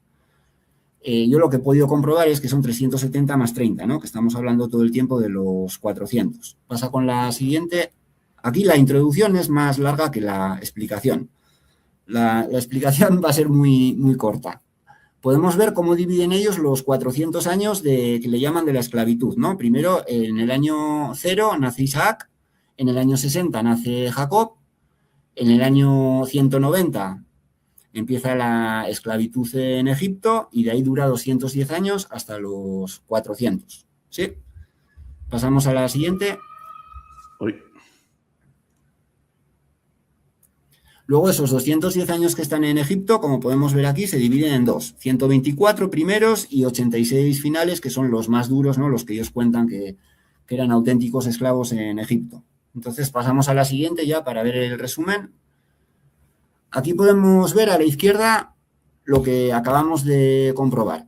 Nace Isaac, una división de 30 años, luego nace Jacob a los 60, a los 190 empieza la esclavitud en Egipto, a los 314 que eran 190 más 124, empieza la esclavitud, en el 320 nace Moisés y en el año 400 Moisés libera a Israel. Eso es lo que indica la historia oficial, la Torá, el Talmud, todos los libros oficiales. Entonces ahora nosotros vamos a ir poniendo esos 400 años para ver cómo se han ido cumpliendo lo mismo que indica aquí, cómo se interpreta y cómo en las mismas fechas se superponen acontecimientos que son realmente increíbles, cómo pueden estar predichos, ¿no? Y sobre todo el último, ¿no? El último es el más importante. Entonces decía, primero para empezar hay una división a los 30 años. Bueno, nosotros hemos visto que el ciclo empieza para nosotros en el 911 cuando nace el Mesías volador, ¿no? De 1626. Entonces, Sí, hay vemos un apunte muy importante que estaba haciendo Silvia en el chat, que hace 400 años justo fue cuando cayó el Imperio Bizantino. ya, vale. No es un dato menor. Ujú. Bien, o sea, pero yo voy a fechas exactas, ¿no? Entonces, Vale. o sea, sí puede estar relacionado porque obviamente todo está siempre relacionado, pero para ir a las fechas exactas, a los 30 años de empezar el ciclo, vemos la siguiente diapositiva. Voy. No está. Sí, sí. A ver si te la has saltado o... A ver, espera un poco. ¿Esta? Sí. Vale, Aquí perdón. podemos ver la batalla de Varsovia, del 28 de julio al 30 de julio de 1656. Abajo está el calendario hebreo. Entonces es la batalla de Varsovia del 7-11 hebreo al 9-11 hebreo, en el que desaparecen los 600.000 que hemos visto antes del este de Europa, ¿no? En el siglo XVII, que eran 350, se convirtieron en 600.000 y se supone que cayeron todos con la derrota de Varsovia entre el 7-11 y el 9-11. Podemos ver en la última línea del texto, además, podemos decir que esta batalla es el origen que da inicio a la historia militar de Prusia. Entonces, la historia militar de Prusia empieza justo en el 9-11 del año 30 del ciclo, ¿no? Que es la división de la que estábamos hablando. Vemos siguiente, por favor. Bien, entonces ya podemos ver, tenemos el nacimiento del Mesías volador, la caída de Varsovia con los 600.000, y luego en el año 60, que tenemos el nacimiento de Jacob y Esau, tenemos el acta de la Liga de Augsburgo en el Sacro Imperio Romano Germánico y la Revolución Gloriosa en Inglaterra en el mismo día, en el 9 de julio, ¿no? En el año 1686, que es lo que da el inicio de los nacionalismos. Podemos verlo en las siguientes diapositivas, porque Jacob y Esau representa a los nacionalismos y Jacob siempre representa a los que se disfrazan de judíos. Entonces tenemos, como podemos ver ahí, las actas por las que prácticamente le ponen ya el último clavo al ataúd del Sacro Imperio Romano Germánico para empezar a crear los nacionalismos en Centro Europa, ¿no? Sobre todo el nacionalismo alemán. Y en la siguiente diapositiva podemos comprobar que ese mismo día en Inglaterra es cuando se lleva a cabo la Revolución Gloriosa, cuando deciden liberar a los 7 obispos protestantes que en teoría iban a ejecutar y que finalmente, bueno, ya Inglaterra termina de convertirse en un país protestante, ¿no? Y empieza el nacionalismo inglés. Tanto el nacionalismo inglés como el alemán son creados exactamente a los 60 años del ciclo, en el 9 de julio, que el 7 y el 9 es un código muy especial, pero ahora no tenemos tiempo. Vamos a lo importante. Siguiente diapositiva, porque ahora ya enseguida empieza el escándalo. Año 190 del ciclo, cuando empiezan la esclavitud. Ellos le llaman la época de la oscuridad. Entonces, según sus libros, es en el 1 de Nisan cuando empieza la esclavitud en Egipto. Nosotros podemos comprobar que en el año 1816, ¿no? Que sería nuestro año 190 del ciclo, ¿no? Que hemos empezado en 1626, fue el año de la oscuridad. Fue el año que no hubo verano. No sé si tenéis conocimiento esto de... es impresionante. Esto es impresionante. El volcán. Es una locura. Esto ahí sí que te puedo decir, cuando leí el libro dije, no puede ser. O sea, es decir, pero estamos hablando de que hay conocimiento que se nos escapa, porque, bueno, lo que vas a decir ahora, en fin. Sí, el volcán por el que no hubo verano en 1816 erupcionó, el volcán Tambora. No tengo ahora el video, no sé si podéis buscar por ahí algún video. Por el que no hubo verano, erupcionó el 1 de Nisan, igualmente que empieza la esclavitud en Egipto en el año 190 del ciclo. Y por eso, en los meses de Tamuz y de Av no hubo verano. Hubo heladas en Nueva York en el mes de julio y fue la mayor hambruna del siglo XIX. Pasó. No tengo una explicación. Pasamos a la siguiente. No tengo una explicación, pero para que vayáis comprobando que el ciclo se va cumpliendo, al final solo nos va a interesar el último dato. Cuando os dé el último dato ya os vais a olvidar de lo anterior. En el año 314 del ciclo, en el que empieza la esclavitud severa, para nosotros es el año 1940, que sería 1626 más 314, ¿no? Es cuando, según la historia oficial, los nazis esclavizan a los judíos. La Segunda Guerra Mundial empezó a finales del 39, invaden Polonia, invaden el este de Europa y es en el 40 cuando se supone que los esclavizan. Entonces podemos ver que, según el ciclo de 400 años, es justo en ese año cuando deben ser esclavizados y así se cumple. Ahora vamos con el importante, ¿no? Porque todo esto es como introducción para que veáis que hay un sustento en lo que voy a decir. Siguiente, por favor. Vale. Bien. No me puedo creer. No me acordaba. A ver, año 320 del ciclo. Nace Moisés en el 7 de Adar, ¿no? En el 7-6 del calendario hebreo. Año 1946. Nace Trump en el año 320 del ciclo, ¿no? Que sería nuestro 1946, el 14 de junio. Año 400. Moisés libera a Israel en el 15 de Nisan, o sea, 400 años después de haber empezado el ciclo, y el 22 de julio, en la noche del 9-11, que yo os estoy explicando que estoy convencido que van a montar el espectáculo, Trump va a tener 80 años, 1 mes y 8 días, exactamente igual que tenía Moisés cuando se convirtió en el Mesías de Israel. Es impresionante. Qué nivel de sofisticación y de cálculo, de verdad. O sea, es impresionante. John, ¿no dices nada? Yo estoy aquí con la cabeza que me está explotando en pedazos ahora mismo. Bueno, y espera, Aingeru, porque no sé si lo tienes en la siguiente diapositiva. ¿Y qué me dices de Josué y Xi Jinping? Ah, bueno, no lo he puesto y sí, ahora te contesto, pero creo que igual sería primero importante insistir en esto, ¿no? Señores, Trump va a tener la edad de el Mesías, el día que se convirtió en el Mesías, en el 9-11. Es el 400 aniversario del Mesías volador. Ya hemos visto que 400 es cierre de ciclo, que representa la magia y tiene exactamente los mismos años, meses y días. Y siempre Esto sería el 22 de julio, ¿no? Sí, correcto.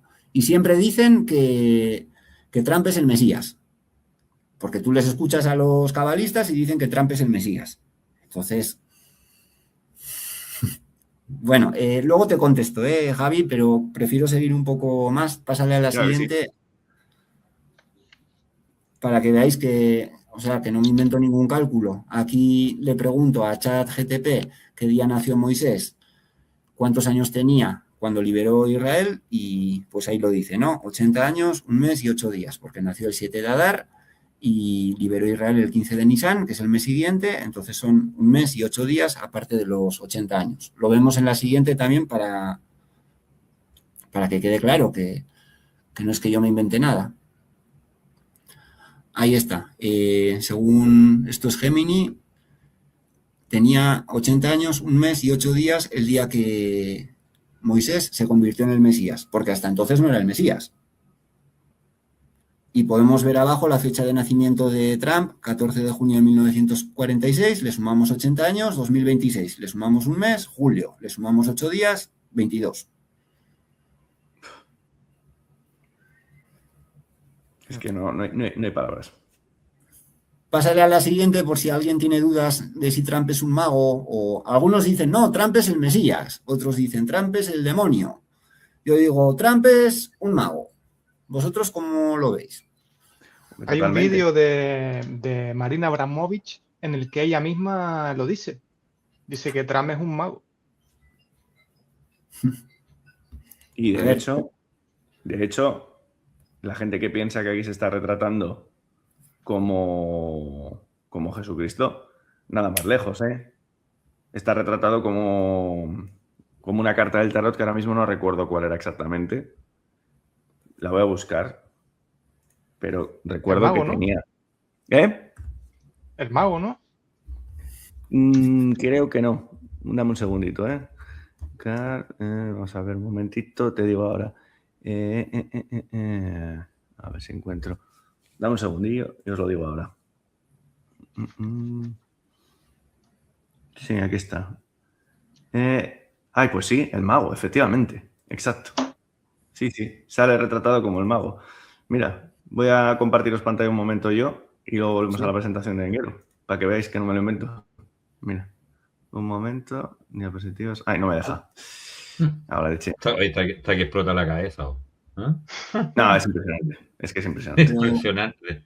Yo iba a preguntar justamente el rol de Trump. Mira, pues ahí está. Buscad a los que quieran, buscad en vuestros buscadores en el tarot el mago y os va a salir esta imagen.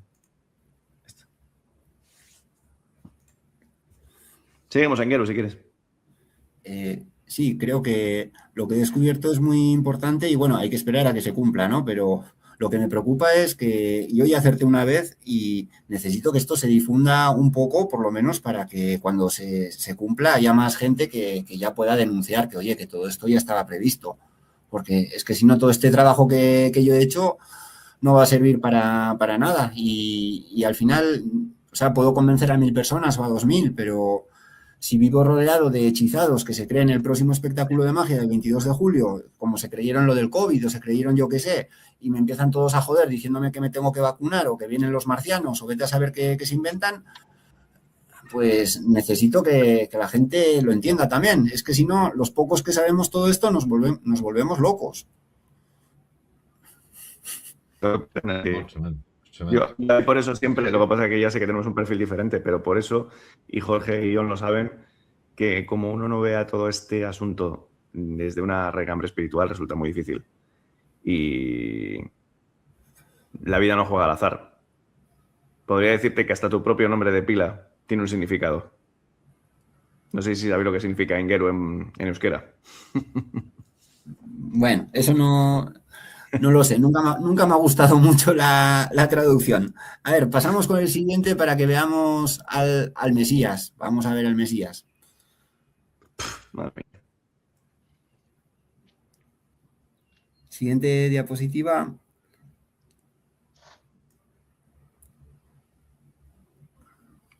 A ver, esto lo han inaugurado. Se ve borroso, no sé si se me escucha. No, se te escucha bien. Se escucha Sí. bien. Vale, esto lo han inaugurado el 6 de mayo. La anterior. Es el becerro de oro. Es más, cuando lo inauguraron tuvieron que aclarar no sé cuántas veces que no era el becerro de oro. Cuando tú te dedicas a aclarar todo el tiempo esto no es el becerro de oro, pues seguramente es el becerro de oro. Espera, vuelve a la anterior, por favor. A la anterior diapositiva, por favor, Javier. Esta, ¿no? Sí, vean quién lo está financiando. Están ahí en medio, están disfrazados de judíos, financiando el becerro de oro de Trump y estos no hacen nada por casualidad. Lo inauguraron el día 126 del año, que es el 6 de mayo. La noche del 9-11 es el día 126 del calendario religioso. O sea, todo está relacionado. Lo que pasa que, claro, hay que conocer mucha numerología para entender siempre todo lo que hacen, ¿no? Yo tampoco es que lo entienda todo. Pero bueno, o sea, ya han construido el becerro de oro y bueno, ya solo hay que esperar a que Trump cumpla los 80 años, un mes y 8 días. Sin embargo, yo pienso que van a montar el espectáculo primero en el 2 de julio, en el 17 de Tamuz.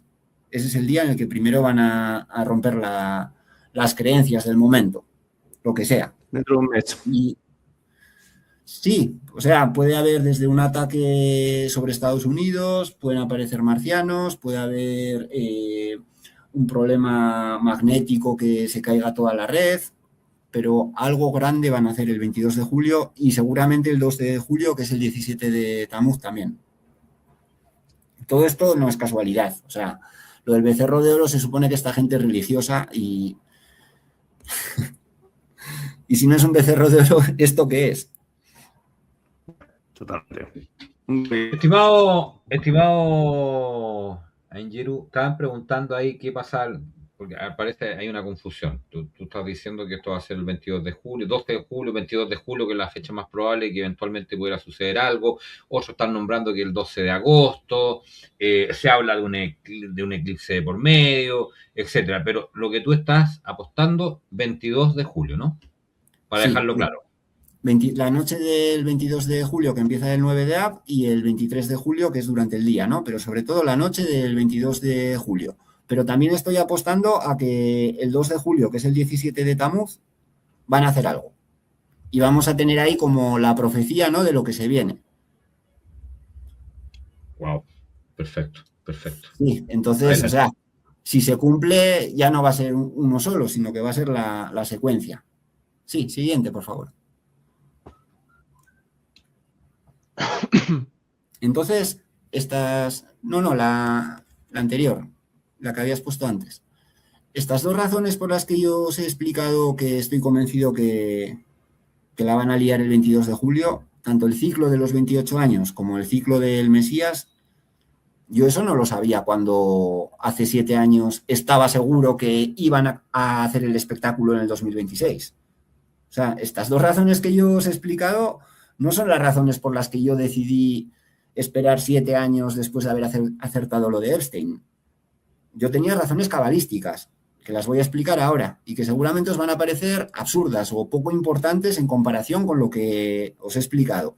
Pero bueno, de todas maneras, son las razones por las que llevo 7 años esperando, lo que os he explicado lo he descubierto en los últimos meses, y me explico. A ver, la cábala se basa, por supuesto, en los números, que son letras, porque en el alefato hebreo, los números son letras, ¿no? Son lo mismo. Por eso son cabalistas, porque ellos ven una palabra y ven números, ven un número y ven letras, porque son lo mismo. Así ven códigos que nosotros nunca entendemos. El alefato hebreo se basa en 22 letras y 6 letras especiales a los que les ponen unos puntos. En total son 22 y 6. Según los cabalistas, el mundo, el espectáculo, el mundo en el que vivimos se crea a través de las palabras. Ellos convencen, engañan a la gente a través de las palabras. Las palabras se basan en las letras. Entonces, el origen de todo, el origen de la creación, para ellos son las letras. Las letras de Dios, que le llaman, ¿no? Pero son las letras. Entonces, sabemos que para ellos la base son 22 letras y 6 letras especiales. Entonces, para ellos la base de todo es la secuencia 22-6. Es el primer código de todos que descubrí, incluso antes del 9-11. Y desde que lo descubrí, yo en el 22.6 veo 2026. Lo podemos ver en las siguientes, que va a quedar más claro. Dale a la siguiente diapositiva, por favor. Bueno, aquí explica eso, ¿no? Que son, para que no quede duda, en la segunda línea podemos ver los hebreos no recurrieron a 28 letras, sino que utilizaron solamente 22 conocidas y representaron los demás sonidos mediante la inclusión de un punto llamado dages dentro de 6 consonantes. Entonces, confirmamos que son 22 y 6. Pasamos a la siguiente.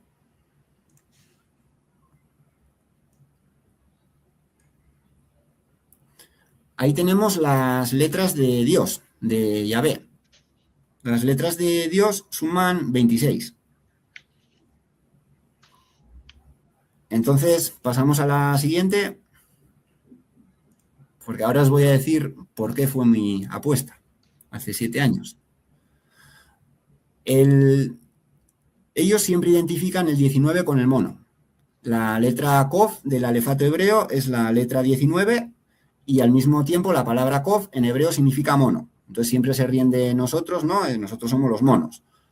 Yo aposté en el que en el 2019 iban a dar el doble testimonio del mono, porque yo ya había visto cómo era la numerología de los años en el siglo XX y tenía claro que 2019 significaba doble testimonio del mono. Y ahí es cuando se inventaron el suicidio de Epstein. Al mismo tiempo, las letras de Yahvé suman 26, 2026, doble testimonio de Yahvé. Sí, entiendo que estas cosas, pues, quien quiera verlas, o sea, es un poco voluntario, ¿no? Digamos, pero vais viendo que se van dando muchas coincidencias, todas para este año, ¿no?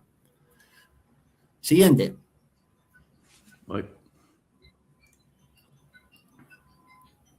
Además, bueno, yo vengo recalcando todo el tiempo que todo se basa en los me. El me es la letra 13 y al mismo tiempo, bueno, venimos explicando que ellos siempre dirigen el mundo creando 2 bandos, fingiendo que están enfrentados, ¿no? A través de la dualidad la base de todo con ellos siempre es la dualidad. Así lo dicen. Entonces podemos pasar a la siguiente. Sabemos que la letra 13 es el me. Sabemos que se basan en la dualidad. Aquí tendremos espectadores que serán de la derecha o de la izquierda. O todos dirán, no, todos somos de la izquierda. Pero a veces vemos, el que yo veo como un demonio, tú lo ves como un mesías, ¿no? Al final son los dos del mismo bando, crean el show. Entonces, la dualidad del me, ¿cuál es? Veamos la siguiente diapositiva. El me es 13. La dualidad del me sería 2 por 13. 2 por 13, 2 mes son 26. 2026. Es que hay demasiadas formas de llegar al 2026. No explicaría esto si no os hubiese explicado primero lo anterior, que creo que es mucho más concreto, ¿no? y evidente. Pero yo inicialmente me basé en estas cosas para pensar que tocaba este año. Oye, Angeru, una pregunta. En base a lo que comentas de la dualidad y tal, ¿tú crees que existen, vamos a decir, magos blancos o todo es un constructo de ellos, una escisión de ellos mismos? No, es uno solo. Cuando ellos siempre dicen que hay un solo Dios, se refieren a que hay un solo bando.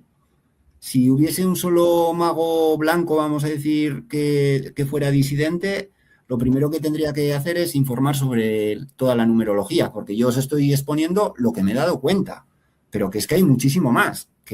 O sea, yo soy un aficionado. A mí no me ha enseñado nadie, ¿no? Ellos aprenden desde pequeños, tienen profesores, tienen libros. Yeah. Siempre se enfrentan entre ellos, ¿no? Hemos visto a Nicolás Donin, a Torquemada, podemos ver muchos ejemplos. Se enfrentan entre ellos, se matan, se acusan, todo, pero nunca nadie dice, oye, estamos otra vez en el 9-11.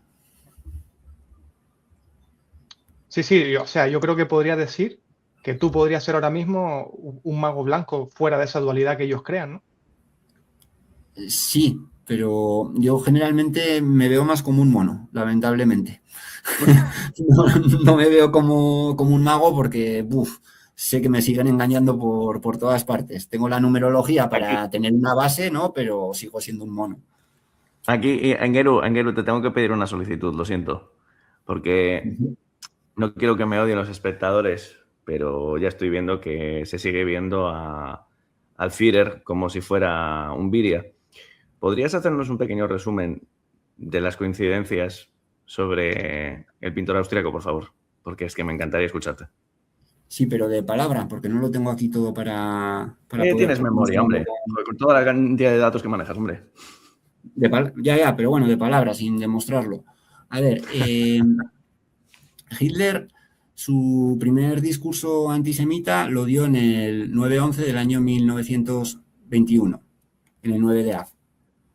De ahí se supone que dio el golpe de Estado en el 9 de noviembre, en el 9-11 de 1923. Se supone que fue a la cárcel. El golpe de Estado lo iba a dar en el 7-11, pero decidió retrasarlo al 9-11. Eso es importante tenerlo claro. En 1925, su amigo judío, que no me acuerdo ahora cómo se llamaba, Maurice, el creador de las SS, que era su chofer, en 1925 crearon las SS.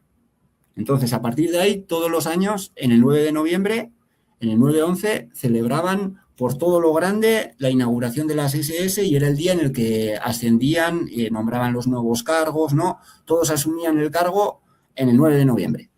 Y no olvides que las SS se inspiraron en los magos jesuitas, que los tenían en un altar a la hora de la organización de dicha organización. Sí, correcto. Sí. Entonces, primero estoy con numerología, luego sigo con más, si queréis. Me encanta criticar a Hitler, siempre me ha encantado. Antes porque era un hechizado de izquierdas, ahora porque sé que pertenece a los mismos. Entonces, todos los años los comunistas celebraban en el 7 de noviembre, celebraban la victoria comunista y en el 9-11 los nazis celebraban la fundación de las SS. Durante 15 años, 7-11, 9-11. Llegó el año 1938, se supone que un judío atacó a un nazi en el 7 de noviembre en París. Casualmente el nazi, ¿a que no sabéis qué día se murió el nazi? Sí, se murió el 9/11. Entonces empezó la noche de los cristales rotos, ¿no? Y que es el mismo espectáculo de siempre. Al año siguiente, en 1940, el mago Hitler decidió atacar Inglaterra en el 9/11. Y bueno, lo iba a hacer en el 7/11, pero había un problema meteorológico, lo tuvo que retrasar al 9/11. Estamos hablando del 14 de agosto de 1940, si mal no recuerdo. Y bueno, Hitler decidió que era mejor no atacar los radares de Inglaterra. Él dio la orden de no atacar los radares de Inglaterra. Entonces tú vas a atacar por aire Inglaterra y no atacas los radares, difícil ganar, ¿no? Difícil. Recordar que 2 meses antes, en Normandía, Hitler dio la orden de detener los tanques cuando iban a arrasar con 300.000 soldados ingleses en Dunkerque. Siempre se dice, ¿por qué Hitler decidió eso? Pues porque todo forma parte del show. ¿Por qué los nazis no encontraron el petróleo que estaba en Libia? Pues porque no les dio la gana. Seguimos. 1941, solución final. 7/11, 9/11, ya lo hemos visto. 1942, lo del gueto de Varsovia y Treblinka. 7/11, 9/11. Lo del Cáucaso, lo mismo, en el 9/11. Se supone que la solución final terminó en 1944, en el 9/11. Ahí fue cuando terminaron de matarlos en Auschwitz. Entonces, según la historia oficial, en el 17 de Tamuz mandaron el último vagón de judíos desde Hungría y llegaron en el 7/11 a Auschwitz y los mataron en el 9/11. Y se acabó la solución final. Hitler, que siempre hablaba de la ariosofía, de todas estas cosas de la India, ¿no? De los indoeuropeos, Hitler llegó al poder el 30 de enero de 1933, que en el calendario indio es el 9 de Maga, del mes Maga. ¿Y qué mes es el mes Maga del calendario indio? Os pregunto. No, es en el serio. mes 11. Es el mes 11. Entonces, Hitler llegó al poder en el 9/11 de Maga de 1933. La famosa profecía de Hitler, que dijo que si había guerra iba a desaparecer a los 6 millones de judíos de 600.000 en 600.000, la profecía la hizo el 9/11 de Maga del año 1939. Y su último discurso, o sea, llegó al poder en el 9/11 de Maga. La profecía la hizo en el 9/11 de Maga y su último discurso fue en el 30 de enero de 1945, que era el 9/11 de Maga. En el libro os puedo explicar el espectáculo de magia que montaron para fingir su muerte. O sea, es que vamos, o sea, es que no puedo resumir ahora todo, ¿no? Porque hay más numerología, pero Javier lo ha leído. El espectáculo de magia de la supuesta muerte de Hitler es alucinante. Y hay gente que cree en Hitler, pero al mismo tiempo piensa que está vivo o que no murió. Entonces, yo a cualquier persona que crea en Hitler lo que le digo es que yo no creo en los judíos. Yo no estoy a favor de los judíos. Lo que le pediría es, léete el libro, es gratis, léete aunque sea las primeras 100 páginas y date cuenta que obviamente, a ver, Hitler llegó al poder porque en Alemania las finanzas todas las dirigían los judíos. ¿Quién era el director del Deutsche Bank? ¿Quién era el subdirector? ¿Quién eran los directores de las grandes empresas? Si Hitler llegó al poder es porque le dejaron llegar.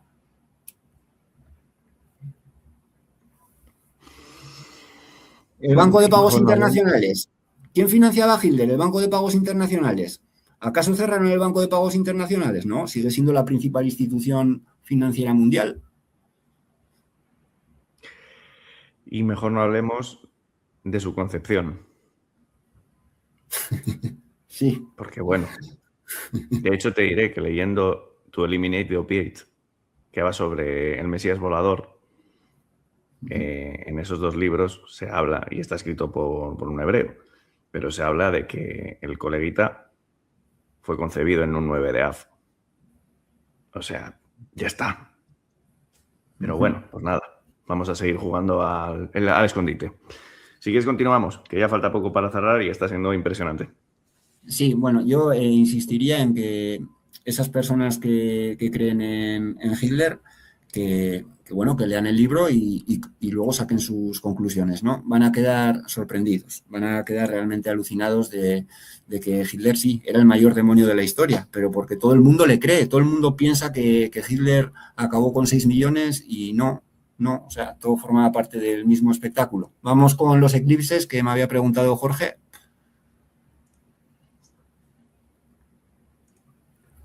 Vamos.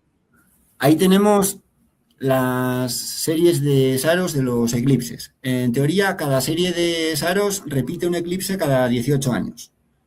Entonces, se supone que cada serie es independiente, ¿no? Son familias que van repitiéndose cada 18 años, pero que no tienen nada que ver una entre otra.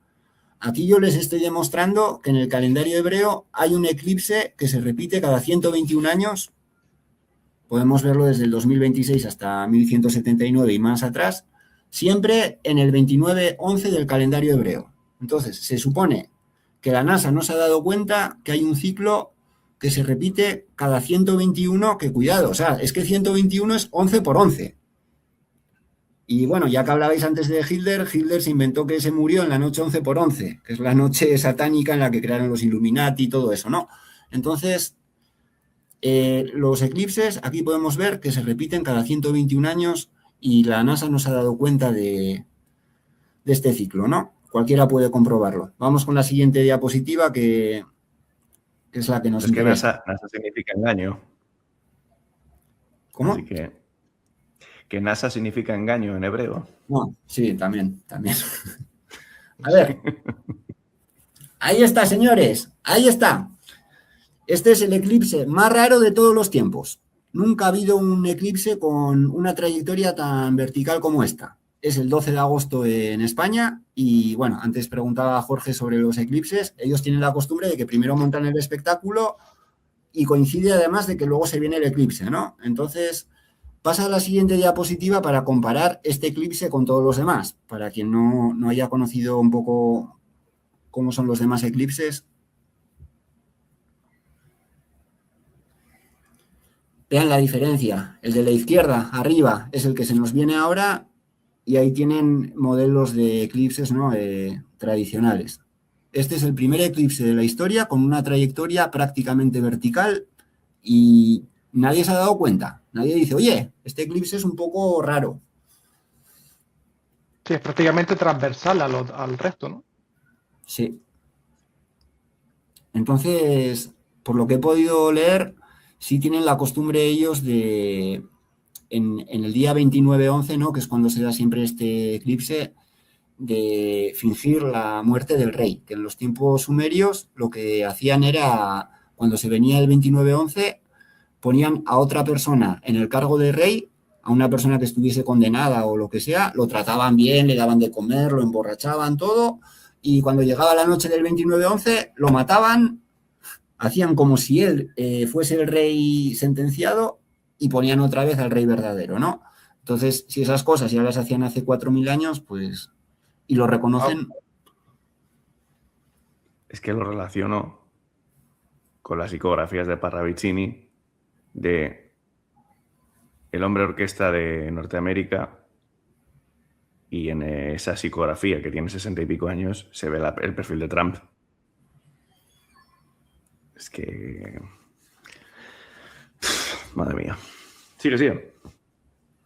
No, bueno, podemos ver otra vez, si no solo la última diapositiva ya para ver el eclipse y terminar con las fechas, ¿no? Aclarando bien las fechas.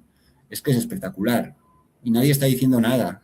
Se supone que hay muchos medios alternativos, ¿no? Muchos medios disidentes que hablan de cosas diferentes y nadie está diciendo, oye, pero ¿qué pasa con este eclipse? Y en lo relativo a la propia cosmogonía.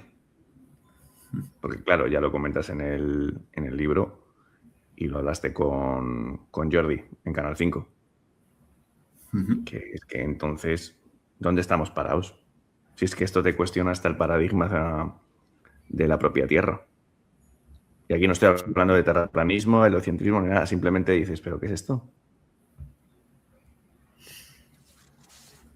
¿Cómo se explica que cada 121 años series independientes de eclipses se pongan de acuerdo, ¿no? Y que la NASA no se entera, ¿no? Y que es que el calendario hebreo se basa en esa serie de eclipses, porque si no, no se podría dar siempre de esa manera, ¿no? Cuando los hebreos dicen, no, En el año siguiente vamos a empezar el año un día después porque vamos a conmemorar que en el año no sé cuántos, tal día, se murió un sabio de los nuestros y que tuvo un martirio y que por eso empezamos el año un día después. No, empezáis el año un día después para que siempre se pueda dar la coincidencia de este eclipse. Porque es que cada año se inventan un motivo diferente para decir este mes va a tener un día más o va a tener un día menos, o vamos a empezar el año un día después porque no puede empezar en martes y hay que empezar en miércoles. Se van inventando un montón de historias. Al final, el calendario coincide con el ciclo de eclipses, dicen que no se han dado cuenta y bueno, y tenemos este eclipse, ¿no?